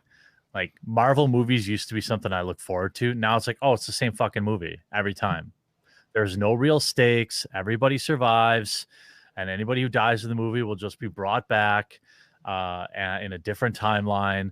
And that's ultimately why I tuned out Marvel movies. Like now they're like, Chris Evans is coming back as Captain America. I'm like, oh, cool. All right. So the most emotional part of that movie, the two most emotional parts of Endgame are now totally pointless. Like Black Widow is not dead, and Chris Evans is just going to make another Captain America movie. He said it's the first he heard about or whatever it was on Twitter. And that's right. You're right. He did debunk that. But here's the thing I've been saying for a while, and I think this is all leading up to, is I think he will be back, but I'm not so sure it's in the form everybody thinks it is. What I think is going to happen is, and these series now are kind of building up to that, I think we're going to build up to another Captain America movie or miniseries that's going to cover what happened when he went to return all the stones. Because there's a whole story there. Because especially when he gets to the Soul Stone, because A, he's kind of come face to face with the Red Skull, and B, the big question is, okay, you have to leave something to take the Soul Stone, but what happens if you put it back? And that's where I think Black Widow is more important than people think it is. I think that Black Widow is going to end with her coming back, and then that's going to lead into the next Captain America, which is going to tell the story of how she did come back. Which you're right, nobody's ever dead.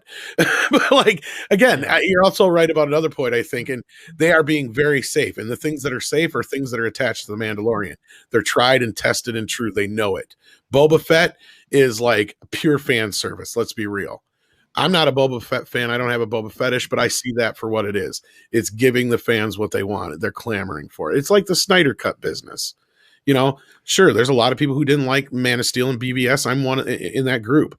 But I sit there and I see these fans who, you know, clamored for this thing. AT&T came in, they gave them what they wanted, and it'll probably work out for them. You know what's funny? Speaking of that, here's probably an unpopular take. Like, I literally don't give a fuck about the Snyder Cut. I don't personally on a personal level, but as a fan, I'm glad to see fans get it. You know what I mean? Yes, me too. Me too. But it's like for me, rewatching, it's the same thing with like the Cyberpunk video game. You can't like I've already seen the movie, and like, you know, a new cut of it isn't gonna, I mean, I don't know. People will convince themselves that it was amazing, but really it was just a huge win-win where the fans got what they wanted and HBO got a reason to. They only gave him they gave him like 20 million. They gave him like 10 or I forget. They gave him a pretty small budget for a few reshoots, and like actually it ballooned up to quite a bit. I think it was. I think it's almost 80 million. Yeah. Yeah. Oh, okay. Yeah. Originally, the original reports were real low. And then they came back and they said they're giving them like 70 to 80 million. Which you could shoot another superhero movie with that. Yeah, right. Yeah, I guess it says 70 million right now. So, and that's as of September. So it probably has gone further. Oh, it's supposed to be out in March, I believe. Yeah. I mean, I'll watch it. I don't like the episodic part of it. Like, just give me the movie so I can watch the movie. But I don't know. Maybe it'll be. Like you said, the most important thing is that the fans got something they wanted, and I hope that they enjoy it. Yeah, and I mean, I feel the same way about Mandalorian. I like the show. I don't love it, and I didn't get the same emotional pull out of the Luke Skywalker stuff that a lot of fans did, but I got it, and I don't, want to take that away from anybody. I mean, I was just sitting there going, "Oh, this is awesome," but it still leads to Jake Skywalker. That's what I was thinking the whole time. Well, I think that the writing is very poor at times on The Mandalorian, and there's a ton of plot armor, but there is a ton of plot armor in Star Wars. That's not like if you pick at it too much, then all of it's bad. So I just put it on and enjoy it. Oh, like you said, it didn't change my life, but I thought it was great. No, I like the analogy that Jeremy at Geeks and Gamers came up with. He said it's like it's like a whore. You have a good time with it, but you're sure as fuck not going to marry it. It is what it is. You enjoy it while it lasts. It's there, and then when you're done with it, you move on. And that's kind of what it is. And there's some fans though that it's been almost, I don't want to say life changing, but and I love seeing them enjoy it. I don't want to take any of that away from anybody. And speaking of taking away, let's revert to some super chats because we have a few more to go through. T-Neil89 says, regarding fears of KK's lingering influence, can they afford to indulge her anymore? Call me naive, but wouldn't Disney ultimately side with profit? Yeah, that's what's so weird. What's your take on this, Jeremy? Well, I don't think they ultimately side with profit. No, I mean, I think that they have certain total bottom lines. They have an appetite to lose money for ideological reasons, but overall, I think profit does guide them. So in a vacuum, they make decisions about certain things that aren't profit driven, but overall they try to, obviously the number one job is to maximize the return for their shareholders. So I think Disney absolutely has some, there are movies that Disney has put out that you're like, there's no freaking way they thought this was a good idea. You're rebooting Pirates of the Caribbean with a female lead. I mean, there's no way that makes money. No way. That's pure virtue signaling. It is, because they just Yeah. wanted to say, "Oh, we're getting rid of Johnny Depp."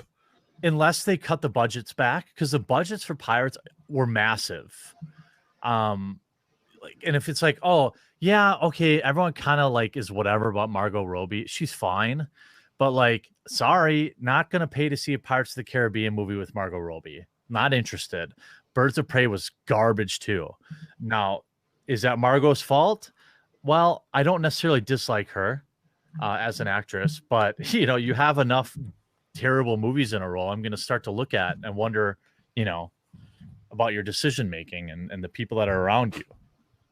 No, I agree. She's not a big box office draw yet. She's not a proven commodity. And when you get to things like that, yeah, Johnny Depp was one of the reasons those budgets were so big, but he was also the reason people were coming. So Yeah. you know, you kind of justifies giving him $90 million, I guess. Yeah. Absolutely something to that. Moving on from there, Matt Giles wonders, do you think Kathleen Kennedy makes Pablo Hidalgo wear a tampon so he's expected by the ladies? And she just sits there and she sits there and she goes there and wipes away his tears and gives him a safe space. And Matthew says, my one criticism towards diversity hires, besides the obvious discrimination, it's a cover to bring in communist ideologies via favoritism and cronyism.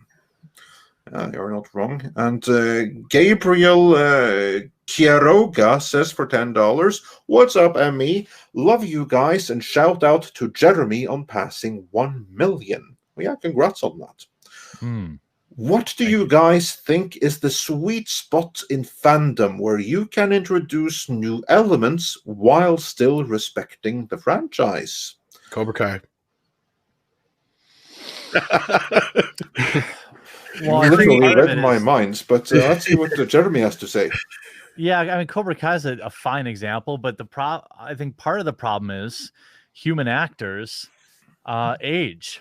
So when you go, let's take Star Wars, for example, and you have 30 years between movies, like, I'm sorry, but I was never excited about seeing 100-year-old Luke Skywalker or 100-year-old, you know, Harrison Ford playing, or a CGI, this character, that character.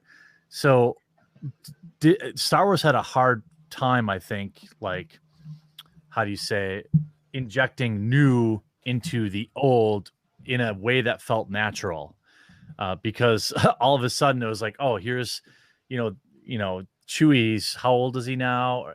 Okay, Chewie doesn't age, but he's standing next to a guy that is visibly 30 years older than he was the last time we saw him.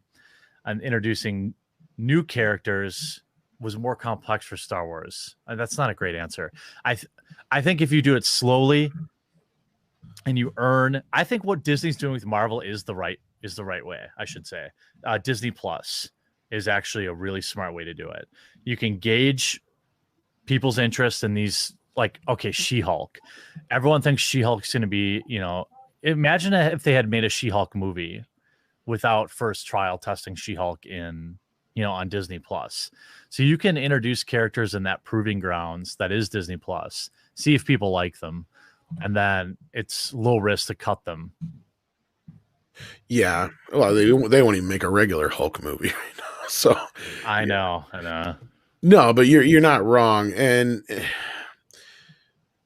it is. Yeah, I think you're pretty much done. What do you guys think, Script? I mean, I know you got probably a take on that. Well, I would say that, yeah, Disney Plus and streaming services, and traditionally even with television, you could do a trial run for a new character to see if that would take. I would say really the most successful sort of expansion on a franchise was Star Trek with The Next Generation in 1987. It's basically just tried to be its own thing and continue on the story, and then eventually they would draw back to the original series here and there. And you can kind of get it. What was that? I was saying, yeah, that's a good example because it didn't rely so heavily on the original, unlike Cobra Kai or Creed, which does. TNG just totally hit the ground running, doing its own thing. Yeah, and it was criticized for trying to be its own thing for those earlier years, but it found its groove, and people, liked it, and that was to the benefit of that time, where it took a lot longer for people's criticisms to sort of tank a show.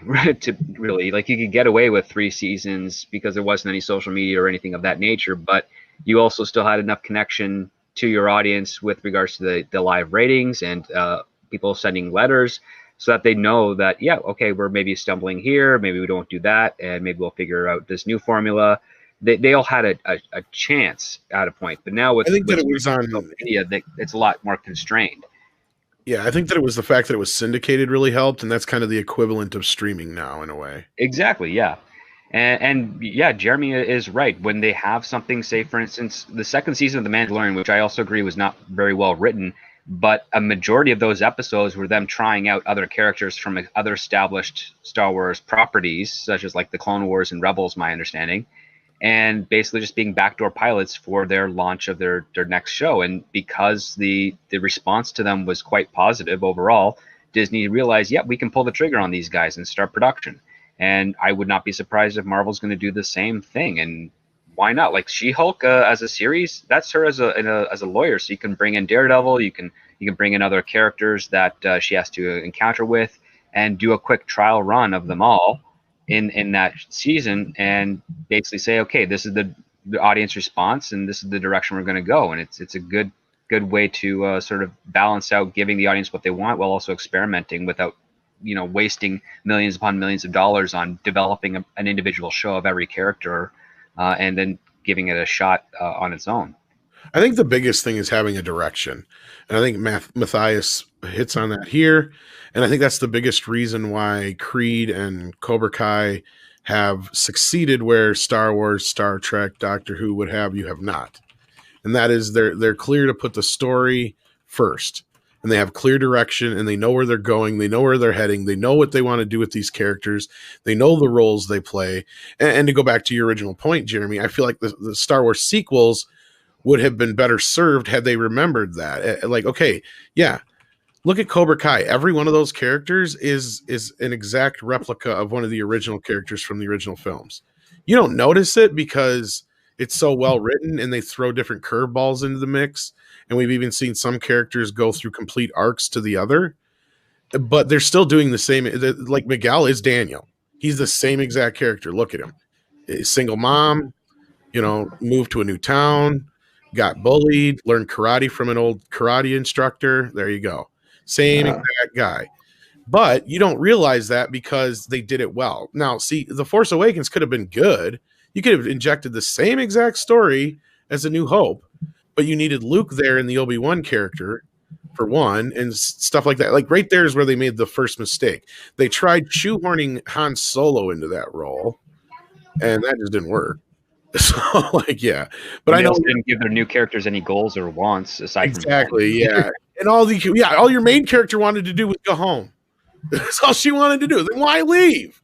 That was the thing with Luke, is he didn't want to leave in the first place, but then when he had nothing to stay for, obviously the call to adventure won over. You know what I mean? Like, that's the difference. Rey, she just wants to go fucking home all the time. She don't even want to be there. It's not even so much not wanting to be there. She has no reason to be there, I guess is the better. Yeah, Rey didn't want to join the flight academy. Rey didn't hate the First Order or anything of that nature. She just wanted to wait for her family. Like, that's really, that's what we want to see in a movie. We want to see a character sit in an AT-AT and just wait. Luke, on the other hand, he did want to join the rebellion, but he knew he had responsibilities to his family. And then we see that carry over through his character when it's like Luke, or when Yoda's telling him, you got to stay and finish training. And he's like, no, I got to go save my friends. And he's like, well, then you just sacrificed every damn thing they fight for. Because, and that's a character growth. That's character arc right there. We don't have I couldn't say any of that shit about, what do we learn about Rey? She wants to go home, and she used to be a Palpatine. That's it. And she knows all the Force. Yeah, so she still is a Palpatine for that very reason. So, yeah, good going with that. And moving on from there, sent us a Diamond Super Sticker, so thanks for that. And Yellow Flash says, for $10, thank you so much, F. Ray Fisher. He makes millions of dollars to play pretend. I don't give a frick if someone was mean to him on a movie set. He's a freaking diva. So there we have Yellow Flash's take. And Anthony Monaghan says, why did Mark Hamill not pull out of The Last Jedi after he read the script? But I wonder, could he have? Could he read I don't think he could have. I'm not sure he could. You can always break a contract in Hollywood. It just comes with consequences. The thing is with Lucasfilm and Disney and shit like that, I'm sure he looked at it as there's no way I could afford to get out of this contract. Oh, definitely. I wouldn't be surprised. I mean, he could have walked away if he wanted to, but it would come with a consequence. Either he would never work again with those studios. They would probably sue him for production delays and breach of contract. But yeah, like he felt that he might as well just roll with it and not, well, not just that, the consequences. Go ahead. Did he ever even? I mean, he never really spoke out against it, did he? Yeah, actually, there is rumblings. No. There's actually a point where he actually says what he signed up for and what happened. I have the clip somewhere. I don't have it handy, but I'm paraphrasing here, but he basically said, when I signed on, my deal was I did not want to do any cameos. I wanted to run of the series. And they did exactly those two things they went against when Disney signed on. And my guess is it's not so much even that, like, it's like, oh, he likes money. It's more like if you try to take somebody like Lucasfilm or Disney to court over something like this, if they turn around and sue you over breach of contract, they would kill him financially. There's no way he would have been able to walk away from that. And survive. Yeah, no way. He's not Harrison Ford. He's not Ben Affleck. He's none of these guys who've got all kinds of nets to fall into. Or I'm sure, like, this was probably one of the biggest paychecks he's seen his entire life. No way. He says voice acting work. Voice acting does not pay as much as you'd think it does. Yeah, like $3,000 to $5,000. That's a lot of money. No, like, I mean, Warner Brothers loves Mark Hamill. They're never going to get rid of him. But at the same time, he would be, whatever case happened or whatever loss occurred, if he were to walk away, him and his family would be paying that long after he passes away. Hell, Drinker, he says he should have claimed depression or back pain for an easy. Yeah, right. Yeah, or injured himself on set. Yeah, no, there you go. That would have been better off. Because, like, yeah, I remember thinking that after I saw The Force Awakens, I'm sitting here thinking, why the hell was he even at the script reading? And that's what he said. He said his part kept getting smaller and smaller to the point where he wasn't even there. And he's like, why am I even here? He said that in an interview. He's like, he said it almost jokingly, but you can tell he wasn't joking.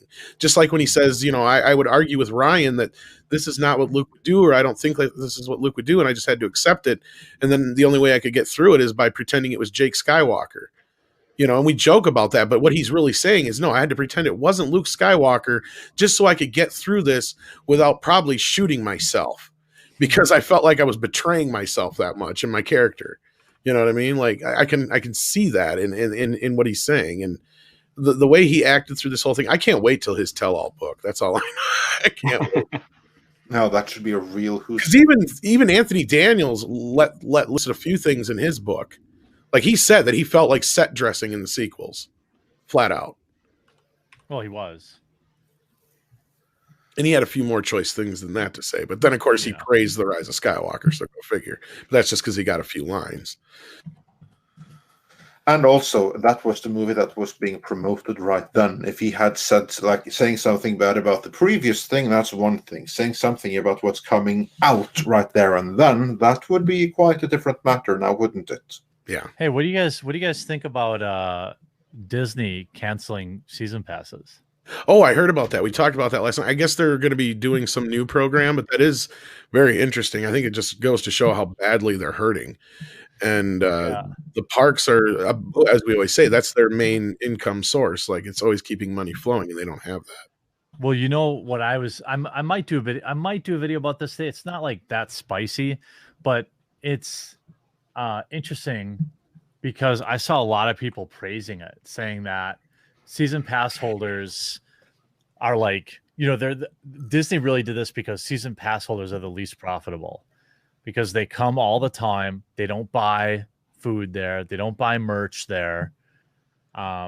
season pass holders are like vloggers and people like that aren't Drunk that CPO. aren't that aren't spending the money that like a family who flew there. Now, I don't know the actual numbers, but this one tweet thread I saved was like, this woman was like, oh yeah, it's so great because season pass holders are the primary reason there's all sorts of lines and stuff like that. I'm like, that seems unlikely.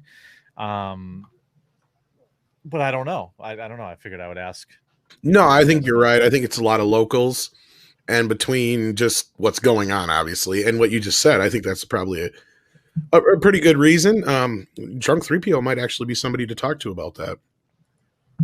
No, I don't talk to another. You don't Yeah. I was about to say that and other things. So, yeah. As for me, I of all of us on this panel, I'm the furthest thing from a local to the Florida area.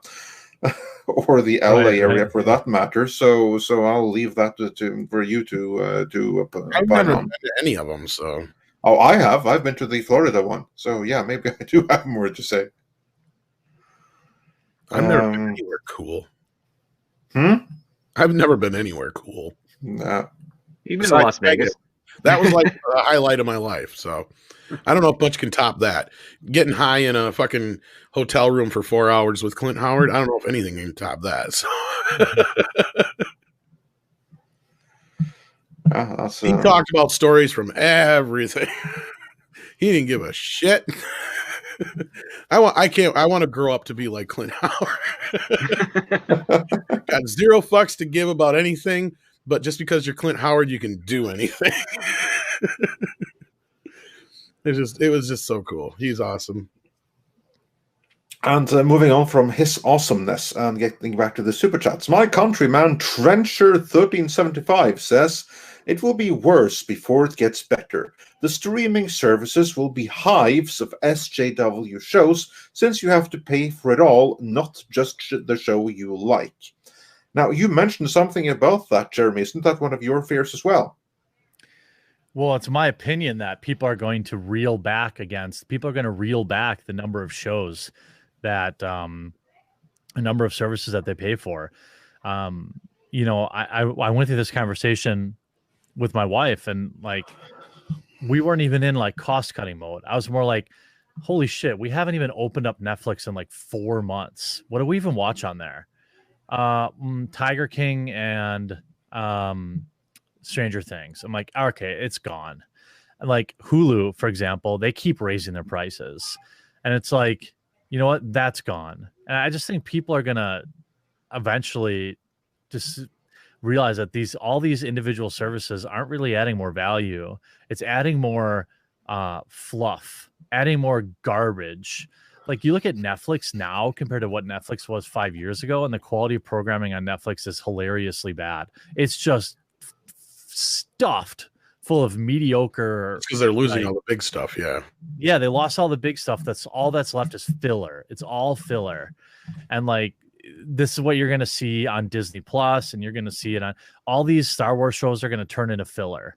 And then before you know it, you're going to be like, yeah, I pay for Disney Plus now that it's $20 a month, and I really only watch The Mandalorian once a year.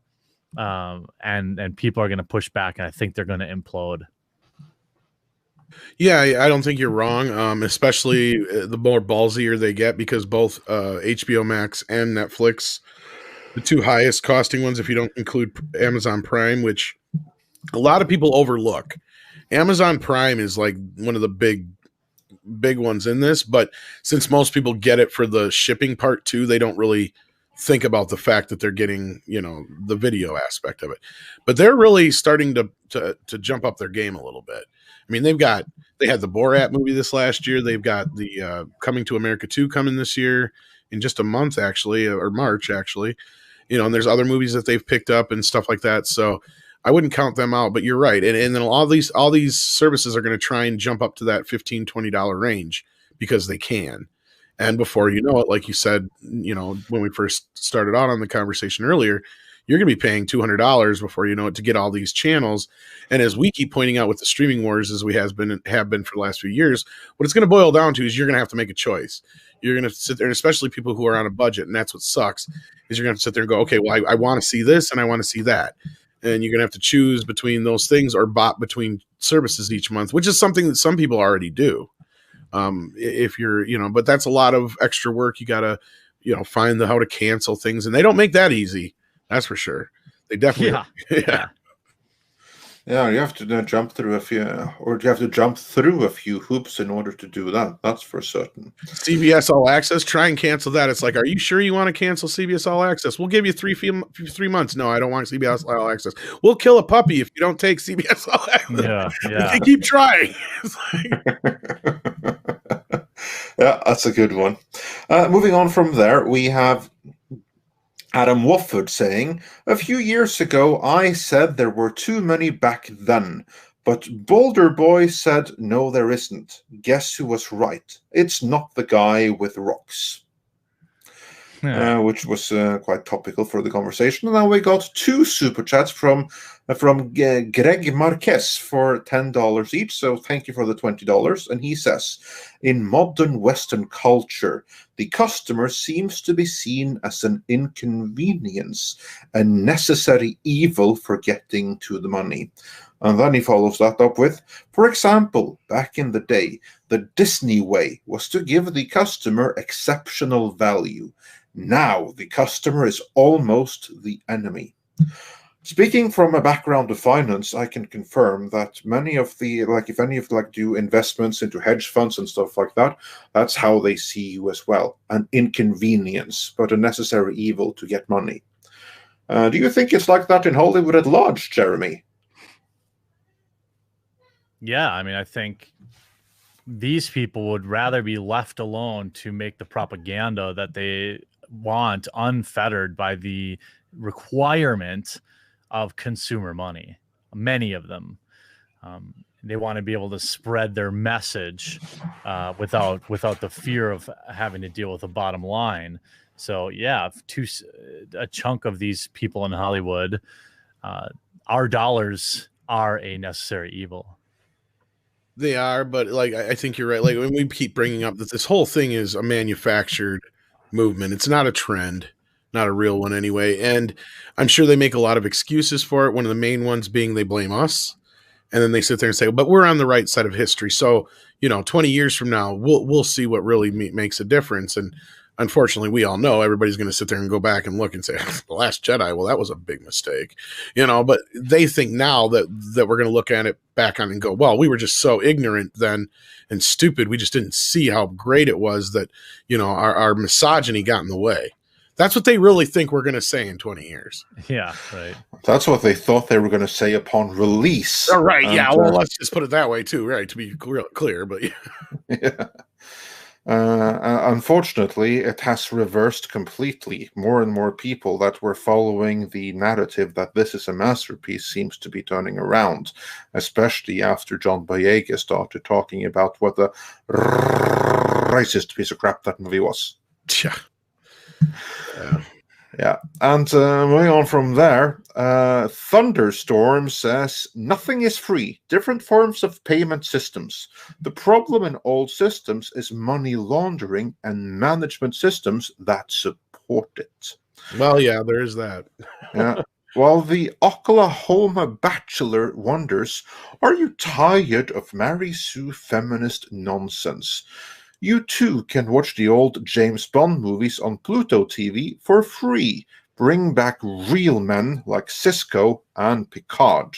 Yeah, speaking of, we do plan on picking up our Bond reviews again soon. I've been trying to talk to Mr. Burnett about that, but he's been so busy with things. So eventually we'll get back on those. I know that had nothing to do with what you're saying, but for those who may have been wondering about that, I've had some people message me about it. So there you go. Yeah. What I would say, though, is that, they did bring back Picard, and it probably would have been better if they hadn't. Yeah. And Cisco, well, that's something that's being talked about. And if he is coming back, and you can rest assured he, too, would be getting the Picard treatment. Now, so let's stick with Rambo for, I got to ask you, Andre, because this is something we haven't got a chance to talk about too much. Because I'm on this kick right now. If I hear the word Star Trek, I'm ready to vomit. Oh Like, yeah, absolutely. like full disclosure, yesterday I was literally just livid with this freaking video. I'm just so sick of Star Trek Discovery. It's making me physically ill at this point. Like, but anyhow, you notice with all these talks of all bringing back all these characters and stuff, do you think a lot of this is brought on by the reaction to Luke being in The Mandalorian? Do you think that some pressure might be going on over at Paramount to be like, do that, do something like that? That's what we need to do with Star Trek. Do that, get everybody back. I hope so.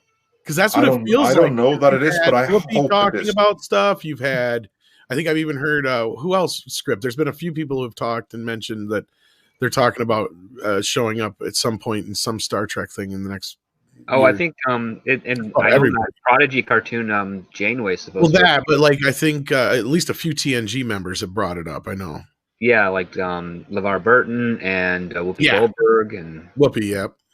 Michael Dorn, not so much yet, but I don't know. I think, I don't know how well they can bring him back because of the whole Klingon thing. So, I don't know. We'll have to see. But yeah, it'd be nice if that's the case. I don't know if you've really been keeping up much quartering. I know you talked about Picard earlier, but yeah. Yeah, we do have to let the quartering go here soon. Did we have any more quick questions for him before we have to let him go, or is that pretty much all? Let me see if there are some very specific ones for Jeremy. Yes, here. Bogue wonders, Jeremy, when are you gonna collab with Kiryu Coco? Hey, anytime. I think time zones are an issue, but I'm not against it. I should probably talk to him. There you go. Well, with that, we want to thank you so very much for your time. You've been very generous, and I know we've been trying to make this happen for a while, so it's finally glad we got to make it happen, and hopefully we can have you back again sometime real soon. It's been a lot of fun talking to you. Hey, thanks for having me, fellas. It was a good time. Absolutely. So do check out the quartering if you want to hear more from him. And he's gone. There you go. And with that, let's move on to the next round of super chats. Just give me a second to refresh here because I had to look for anything to him, but we're almost there. Oh yeah, here we go. Ian Slater, he says, remember when Disney used to make content for Western culture? Partridge Farms remembers. I trust you guys will remember some of that because that doesn't mean anything to me. But Pepperidge Farms remembers. Yeah, I evidently do. And over your head, you don't must not have Pepperidge Farms over there. No, we don't. Yeah, they're a cookie brand, and it was just their tagline. Okay, yeah, cool. T Neil, that's what I meant. Why, like, you're gonna have to deal with this because this is obviously something that went straight over the head of someone not based in the US. I figured that out. Yeah, and T Neil 89 says, "Hello from work, gentlemen. Broad question: are any of you fans of 40K?" Horus Heresy, Dark Imperium, etc. Script, let's begin with you. Are you a fan of 40K? Script is gone. Tom, no, I'm not. He's on a phone call. It's not that I wouldn't be. I just have not. I've not had the chance to get into it. That's something that people keep bringing up to us. So I'm sure that's something that'll come along eventually, but no, I'm not very familiar with it. Yeah. As for me, I'm familiar with the fact that this is something that I evidently should be familiar with, since people keep on bringing it up. But as of this point in time, I'm not. I know it's like some kind of role-playing game or something like that. I hope there's more to it because I don't do role-playing games. But if there's like some books or series or something that are independent of it, sure, I'd love to check it out.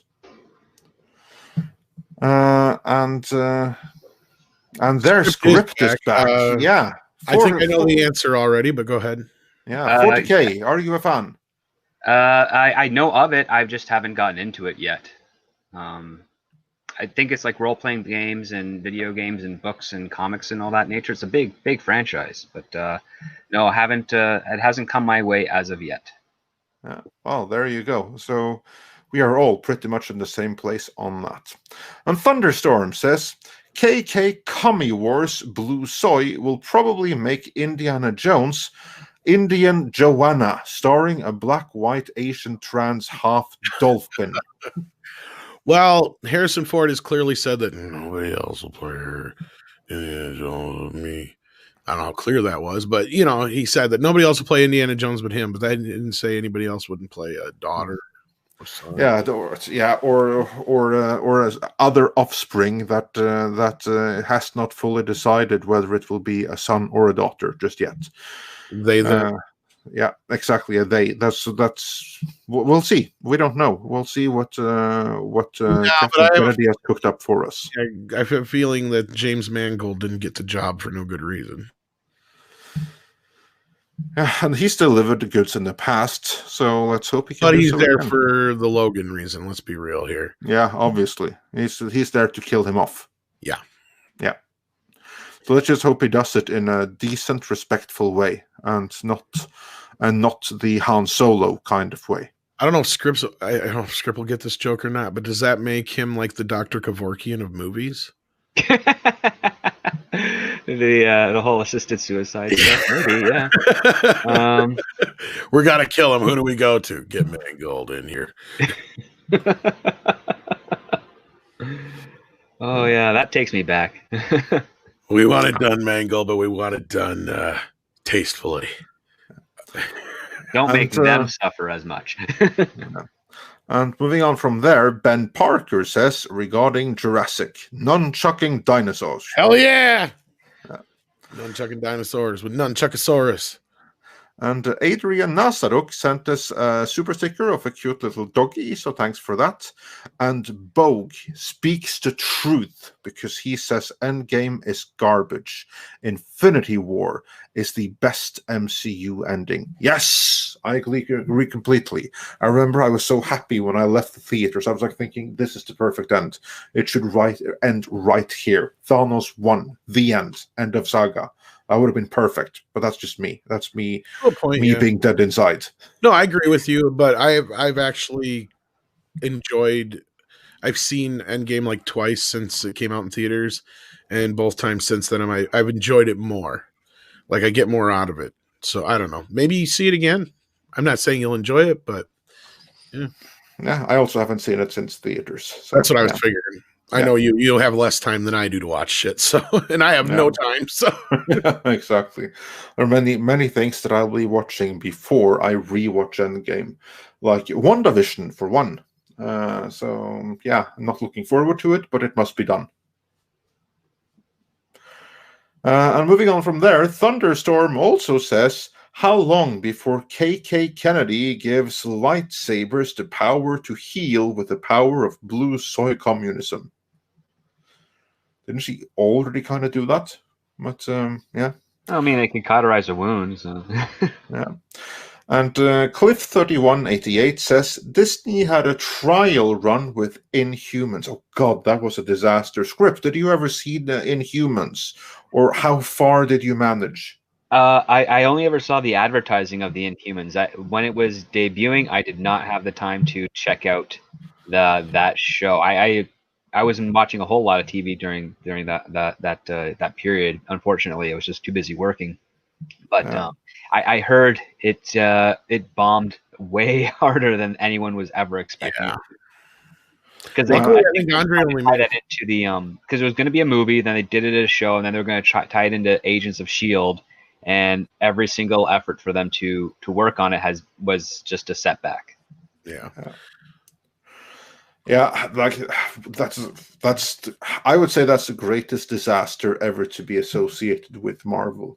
Like that thing, like we at Midnight's Edge, we were actually committed, or that's I, on behalf of everyone, was committed to seeing the whole series and reviewing every episode. Gave up 2.5 episodes. I just couldn't do it. We got lucky on that one. Why couldn't you have had that happen with Star Trek? Oh, well, if it had been as bad as Inhumans we would have. But no, with Star Trek, we probably have one more season to look forward to. So yeah, You do, because I'm putting down a gauntlet here. But yeah, no, in Humans, my God, I hope that showrunner never works again. What was his name again? The same butthole that destroyed Dexter in the final season. Shit. Oh crap! Scott Buck. Scott Buck, yeah. Yeah. Like, it's just the worst showrunner in history. I mean, maybe he'd be good for his own things, but for someone else's material, whether it be Dexter or the Inhumans. Well, he did Iron Fist too, which is also terrible. Iron Fist, he was god awful. I can't understand. Script, please tell me that no one's going to hire him for show running again. Like, I wouldn't begrudge him being a staff writer, but that man has no business ever running. Well, he hasn't been working since 2017. I know that. Well, good. It appears that Hollywood got the message then. Yeah, could be. Yeah, because I mean, I'm just doing a quick cursory glance here. Yeah, he got his start on the television sitcom Coach, like in '93. So, and he hasn't been working much between '93 and 2017. It's basically like he's a casual producer and writer.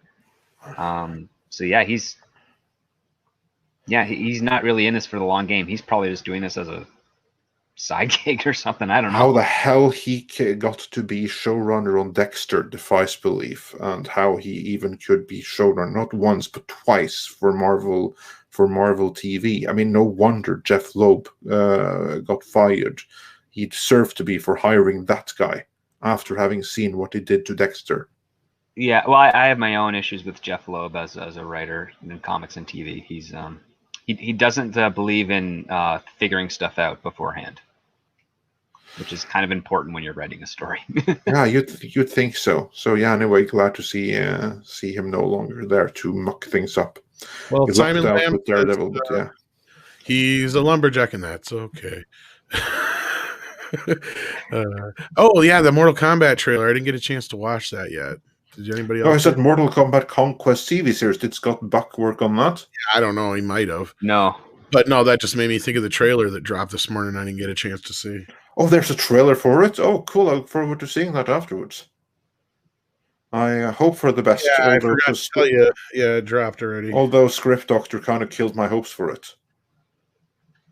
Oh, for the Mortal Kombat Conquest? No, that one might actually be.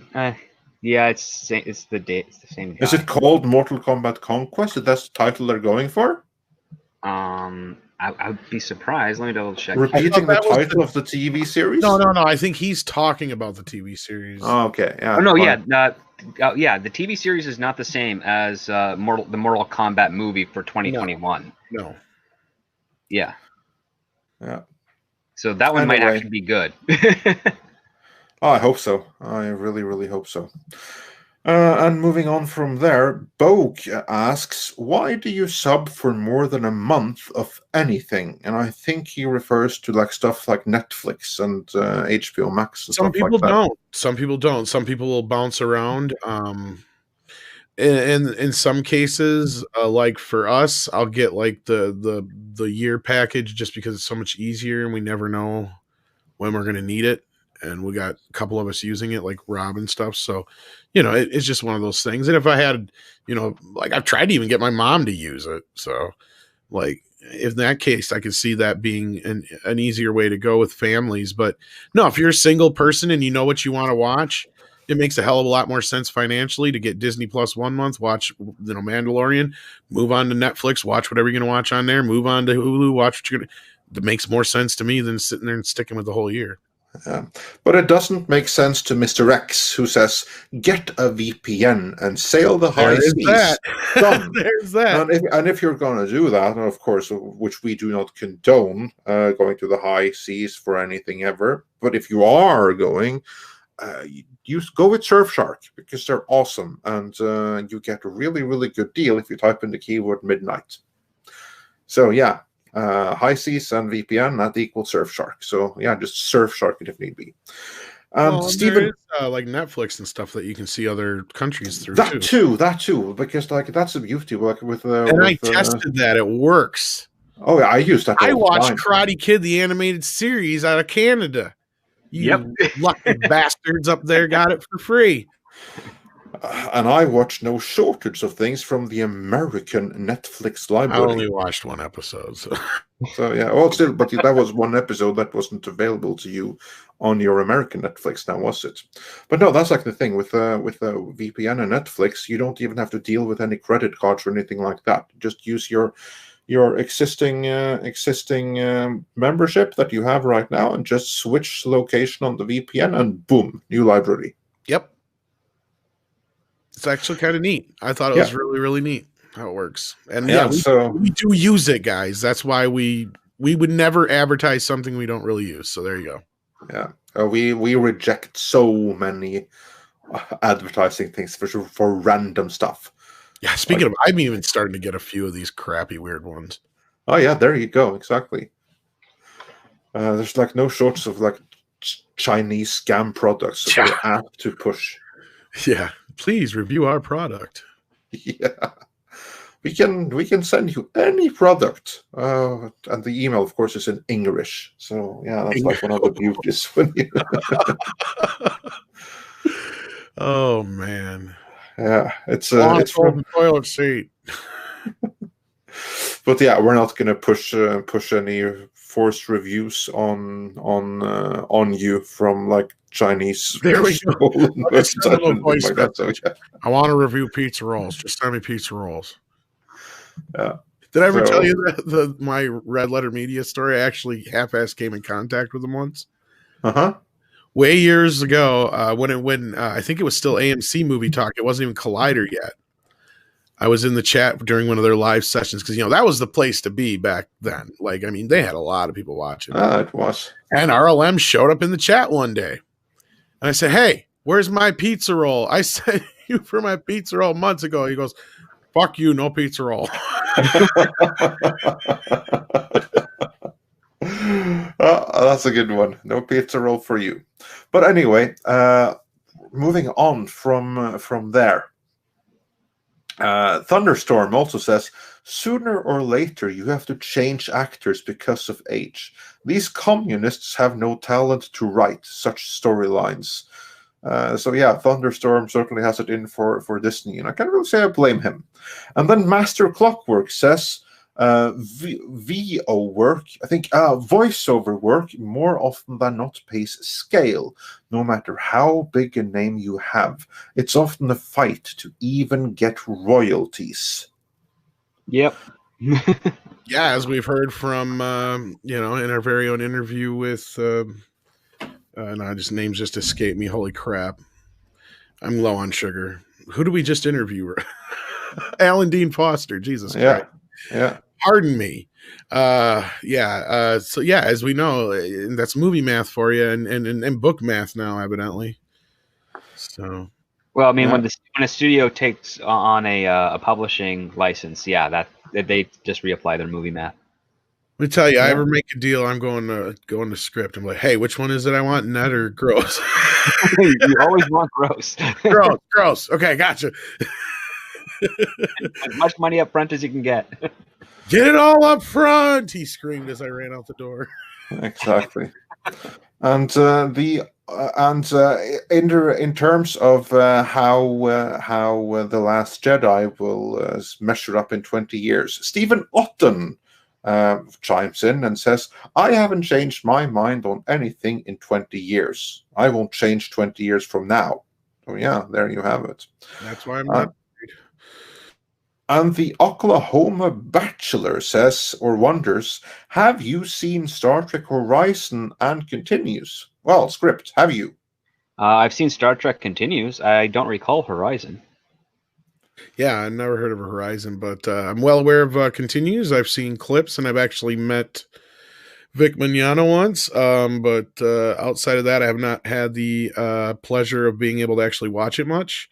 But I've heard really, really, really good things about it. I think Rob's watched a few episodes. So, yeah, I have also heard only really, really good things about Star Trek Continues, but I have not seen it because generally fan films don't really do that much to me. And that's the same goes for Star Trek Horizon.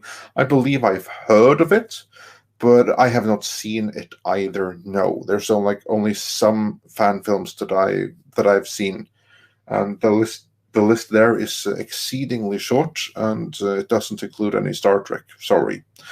And Diego Flores sends a clarification, and he says, Andre, 40K are books from Black Library, video games, tabletop miniatures, war games, some board games, and 3 RPGs, but mostly miniature war game. Well, of all of those, I might check out the books, provided, of course, that they're recently like isolated, they don't cross over, so I have to play a game or something to enjoy it. But then I might check out the books, the video games, and tabletop miniatures. That's never been, it's never appealed to me. And evidently, I don't think the trailer has dropped yet. Or wait, has it? Maybe for Mortal Kombat, I take it. No, not yet. I don't think. Okay, then we still have something to look forward to. We do have a first look. I'll bring up those pictures here while you're doing a couple more super chats. Okay, yeah. And Joe Pat 87 says, I recognize Pepperidge Farm Remembers from Family Guy and Dr. Kevorkian from Rugrats. Oh, there you go. And Cedric Taylor. They did a Dr. Kevorkian joke in Rugrats. Holy shit! Yeah.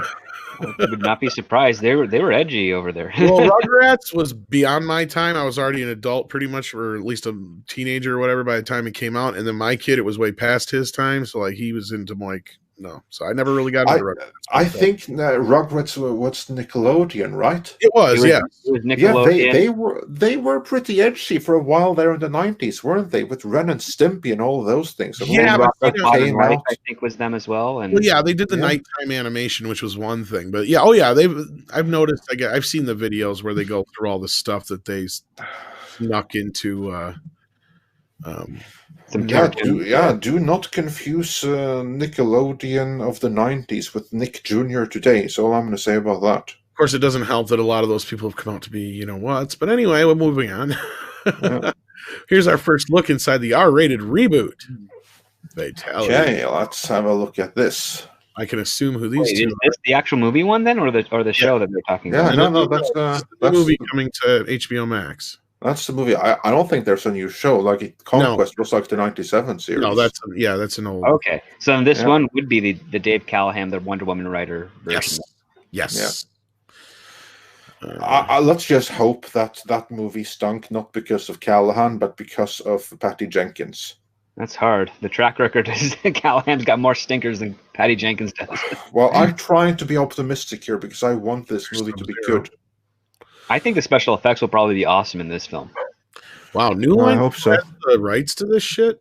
Of course, I suppose if they've managed to make enough stuff over the years, I guess they would have retained it. Wow, he looks almost exactly like the guy they had playing him originally, except for the arms part. But yeah, that actually doesn't look too bad. Well, I want to see it in. I want to see it in live action. Like those are really tiny pictures, but I can see if I can make them a little bigger here. Let's see. Yeah, I might be able to do that. There we go. There we go. All right. That's obviously what's her face. Sonya Blade. That the one? Yeah, probably that's Sonya. Yeah, and there's that's who it was. Yeah, what's his name? Interesting. All right, let's go back up so now that you can actually see them. Sorry. Yeah, go back to up to the top again. There's Sub-Zero. That's Sub-Zero. So that's okay. We can't really see anything. I'm guessing that would have to be Johnny Cage. I assume so. I'm just guessing. I don't know. And that looks like that's probably what's his face's brother. Is that Scorpion maybe the guy that's there? I would guess. Could be. I would guess that is Scorpion and Sub-Zero's rivalry being started because that guy kind of looks like the guy who was playing Scorpion. Blue. Yeah, and he's yeah. So that's probably the beginning of the rivalry of Scorpion and Sub-Zero, with Sub-Zero killing Scorpion and his family. We got Liu Kang and of course Kung Lao. No, that's Kung Lao with the hat. Yeah. There we go. We don't know for sure. HB3, GB3. You know what I mean. We're just kind of guessing at this moment. Yeah, but we're just guessing at this point, so that might not be Johnny Cage. That's just like a best guess because I haven't read the article. I just see the pictures, and that's just my best guess of who they might be. Of course, loads of stuff has happened in the Johnny Cage, or in the with Johnny Cage and with Mortal Kombat at large. It could be someone completely different. That was just like my guess. May not be accurate, but I'm pretty sure that we're looking at that right here. We're looking at Kung Lao and what's his face again? We just said Liu Kang. Yeah, Liu Kang. Thank you. Yeah, and below that, Scorpion and Sub-Zero, or Scorpion before he became Scorpion. Let's see. I'm trying to figure out exactly when it's supposed to drop.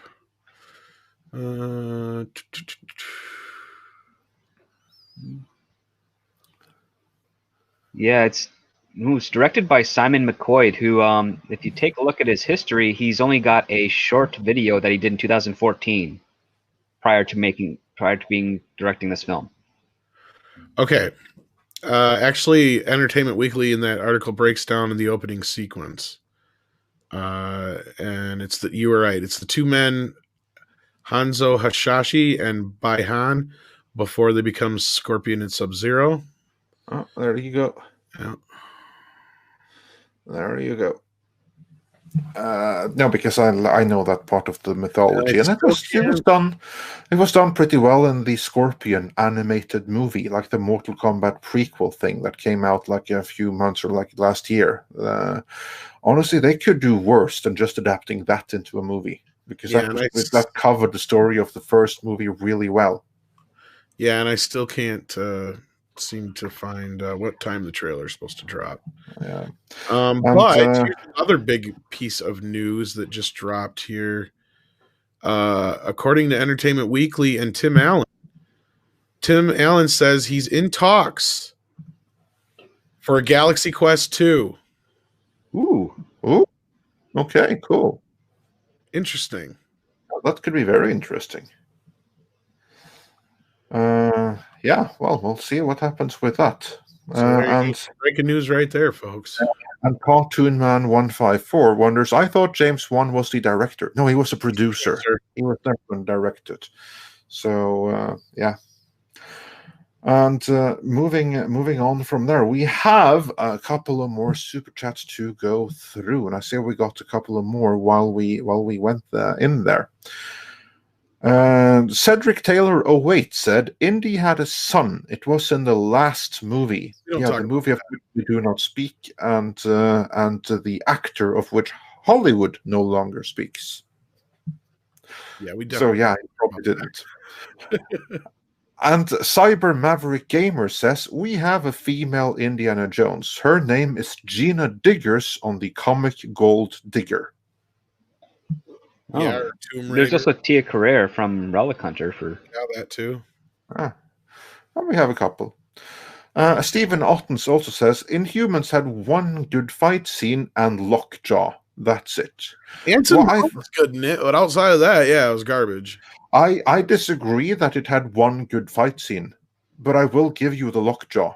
I'll give you that. It had a cute donkey. I cared for, I actually kind of got into Anson Mount's character, and you could tell that he actually gave a shit, and he tried, and he created his own sign language for it and all this shit. I felt sorry for him. Felt sorry for him even more on Star Trek, because motherfuckers has no idea the shitstorm he's about to walk into when he puts that show out. No idea. It was one thing when you're on Discovery and you're the best part of Discovery. He's going to be the star of a show about Pike. That is a whole different can of worms. Yeah. Well, yeah, we'll see what happens with that. But I feel like starting out with Britney Spears in her crossroads to the face of Inhumans, that disaster that no one could even finish. Like, I wonder how many people actually finished all 8 episodes of it. I don't know. Can't have been many. Didn't Rob say he tried going a few more episodes? I can't remember now. I don't think he was able to either, and he's as big an Inhumans fan as they come. I can't. It's so cute that you thought I actually watched the fucking Crossroads with Britney Spears. I think we talked about that after the show, yes, or before. Someone should say that to Anson Mount if they ever meet him. You were the bomb in Crossroads. I'm kidding. It's cute. You think I actually thought I watched that? I have dignity, sir. Well, I wouldn't watch any of them, but well, that's me. No, the one with Ralph Macchio was pretty good, actually. Yeah, I don't doubt it. And Silver Nova sent us a thumbs up super sticker, and here's a good one from the Fessman93, who says, Johnny Lawrence, the cure for asthma and autism. Yeah. We all need a little bit of Johnny Lawrence's Cobra Kai. Society needs a bit of that. I'm on the spectrum. I don't know what that is, but get off it. Yeah. I did finally get to play my game for about 10 minutes. They got most of the voices back, if not all of them, from what I could tell. So there you go. Yeah. Speaking of Cobra Kai, I just haven't figured out how to stream it yet, guys, or I would have done that last night. I'm still lost. No, Johnny Lawrence is he's a hero that the world needs right now. Hell yeah. Yeah. And T Neil 89 says, Andre, if you're interested in 40K, the audiobooks are on Audible. I'd be happy to share if you want to save some money. All right, well, thanks for the tip. No, that's all right. I'll find them, but I appreciate the intent. So if it's on Audible, then yeah, maybe I'll check that out. And I saw someone else in the chat mention something about Dan Abnett writing them, which is cool because he was great already when he wrote the Punisher origin story Year Zero. That was the first time he wrote something, and he did pretty good on his run of Guardians of the Galaxy. And if I haven't read his current run of Deja Thoris, but if someone has, let me know how it is in the comments. Yeah. And Ben, I don't know Mahler all that well. I obviously have talked to him a few times. But next time I talk to him, I will tell him that people are just demanding that he EFAP Britney Spears Crossroads just to see what he says. I'd watch that. I was just going to say, I'll tell him Andre wants.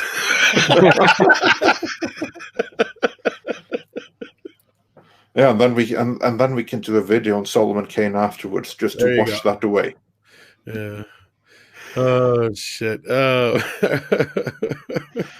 And we could just work together. Oh yeah, Coyote Ugly is a decent movie. Coyote Ugly has some redeeming value. I've never seen Crossroads, but I can just look at it and know damn well there ain't no redeeming value in that shit. Yeah, like Coyote Ugly, that had like that bitchin' song from the soundtrack that was like in the charts and like when that movie came out. I never saw the movie, but that was the one song that I know of, at least, that was trending over here in my part of the world.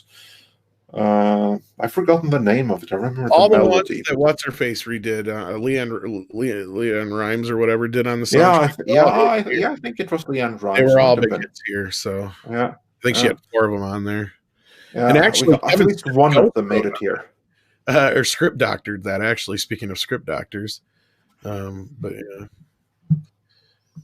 Which he says there's nothing left of his script in there, but I call bullshit. I think every line John Goodman says is his, and everybody has said the comic book by his storyline is his too, where the guy sells the comic book.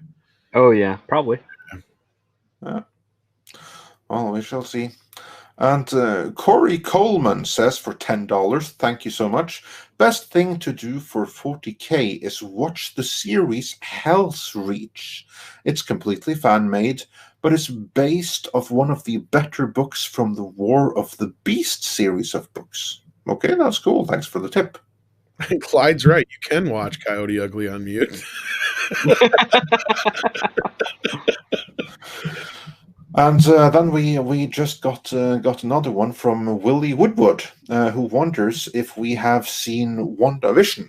Not yet. Guys, have you had time to see WandaVision yet? I thought about it last night, but then a few hours of sleep sounded like a better idea. So yeah. Have they dropped the whole thing, or is it just like so far? Okay.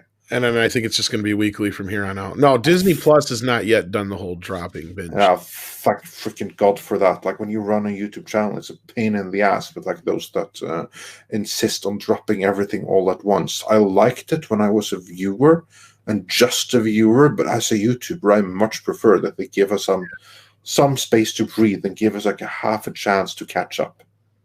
Seeing the other Crossroads getting some love in the chat.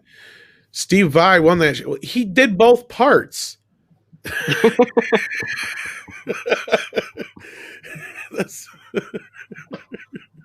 I knew that going into the movie. Anyway, going on. Yeah. And I saw another comment here, but it disappeared from my thing. Anyway. Yeah, but to those that were talking about Cadillacs and dinosaurs, I'd take a Cadillacs and dinosaurs movie any day if there was any talk about that. That was a great comic. I don't know if you're familiar with it. I think it started out as Jack Cadillac. That's what it was built as in Norway, at least. I remember the cartoon. I remember vaguely the comic book, but yeah, the cartoon was what really was really big. Yeah. So that was big, the cartoon. So that was big in the States. I've never seen that. I didn't even know there was one. Yeah, Seamus, you're right. Ry Cooter did the slide parts, but Steve Vai did the rest. But anyway. I have to. No, that's Jeff's favorite movie. You know that, Jed. That's the other thing. That's the ongoing joke over at World Class Bullshitters. Or no, that's the other one. The other one, the Glitter. That's the one Jeff watches. Never mind. That's the one they always say he's watching when he's late. Yeah. And then we have another Warhammer comment from Diego Flores, who says, Hell Reach is the Armageddon series. War of the Beast is another book series. So if you want to look for it, look for the anime or the Armageddon series. War of the Beast is something you need to read after you know more lore. Says the name, not anime, but yeah. Okay. Well, just someone feel free to mail me a list of where to begin in chronological order. And please remember, I don't do video games unless they're for the Sega Mega Drive. And I certainly don't do miniature or role-playing games. So someone keep that in mind and send me a chronological listing. I'll see what I can do. Yeah, I mean, if you think I'm bad with video games, Andre's worse. Yeah, when I fell out of video games, it was in the PlayStation 1, Nintendo 64 era. I never developed like that room sensation for 3D games. I just couldn't do it. I remember when we got the Nintendo 64, and my brother would play the hell out of Super Mario 64. I could literally not walk in a straight line. And I think you're thinking of Geely, Ben Lunch, unless you're thinking of Jersey Girl. Which Jersey Girl I will stick up for because George Carlin is great in that. But Geely I've never watched and never will. But anyway, do we have more super chats to go through? No, I think that we are fully caught up. Yeah, I believe we are. I'm just going to do a quick double check, but I think we are fully caught up on the super chats. Just give me 1 second here. Yes, we are caught up. Awesome. So with that, I want to thank Jeremy from the Quartering for joining us today. It was amazing that he found the time in his day to hang out with us. And also I want to thank all you guys for hanging in there. Well over 1,000 of you stuck in the whole time. Thank you so much. If you can hit that like button on your way out, that would be amazing. And sorry we haven't been able to engage as much as we normally do with you guys in the chat, but there was a lot more than we're used to today, but hopefully we got to engage with you a little bit near the end here. Oh, and speaking of engaging, we got another super chat from Diego Flores. It says, also recommend read the codexes, rules for armies, because half the books is just lore.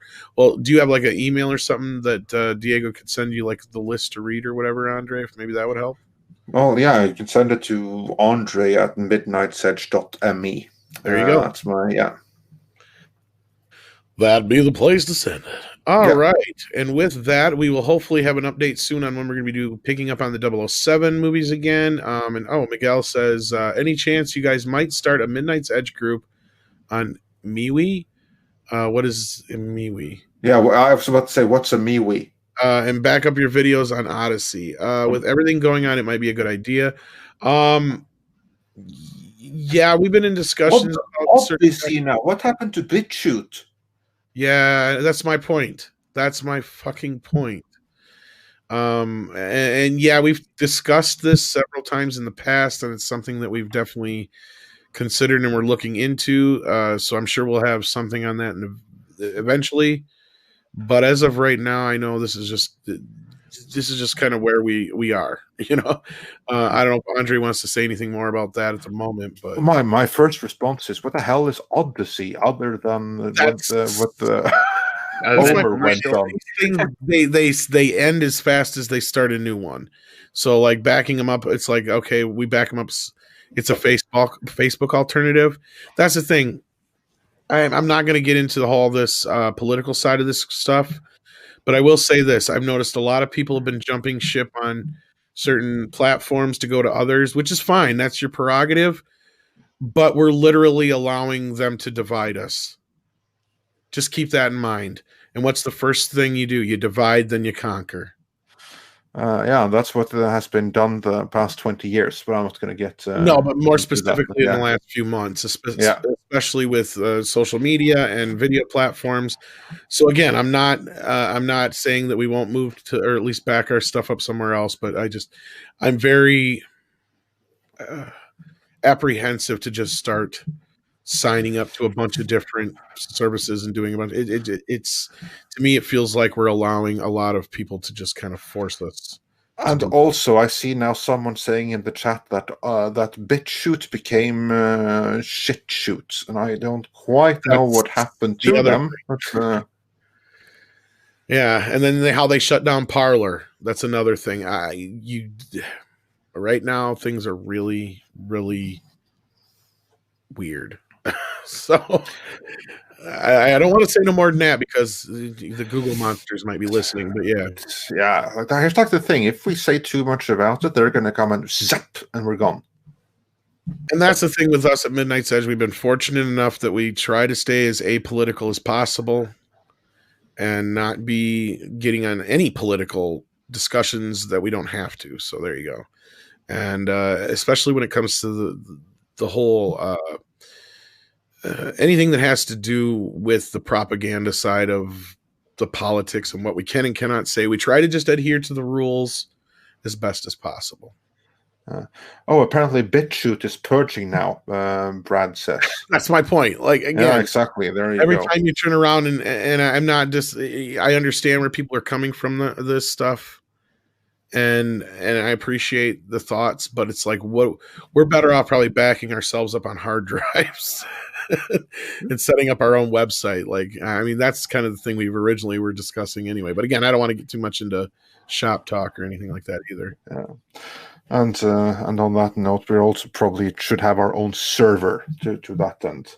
But yeah, that's a whole nother ball game though. But that's kind of, I think, what Jeremy's up to. But I don't want to from Geeks and Gamers. But again, I don't know too much about what he's doing behind the scenes, so I can't comment on that. So there you go. Yeah, Bill. Unfortunately, Andre didn't get to see it, so I didn't run out of my way to go see it yet. But I will probably be seeing it here this afternoon. My guess is we'll probably discuss it tonight on Friday Night Tights, where I believe Yellow Flash, who was in the chat earlier, if he's still not in there, is going to be the guest tonight. So be sure to check us out there. I don't know if we got anything planned for this weekend yet necessarily. I know we got another video that's going to be coming out pretty soon that I'm dreading having to work with between everything else.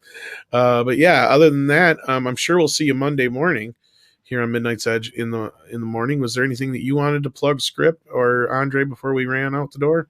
No Script. Nope, I'm good. I'm just gonna get back to grinding away on my own work and get back into the rhythm of things. There you go. So, all right, for those of you listening, we appreciate you being here, and hopefully you have a lovely weekend. Take care of yourself.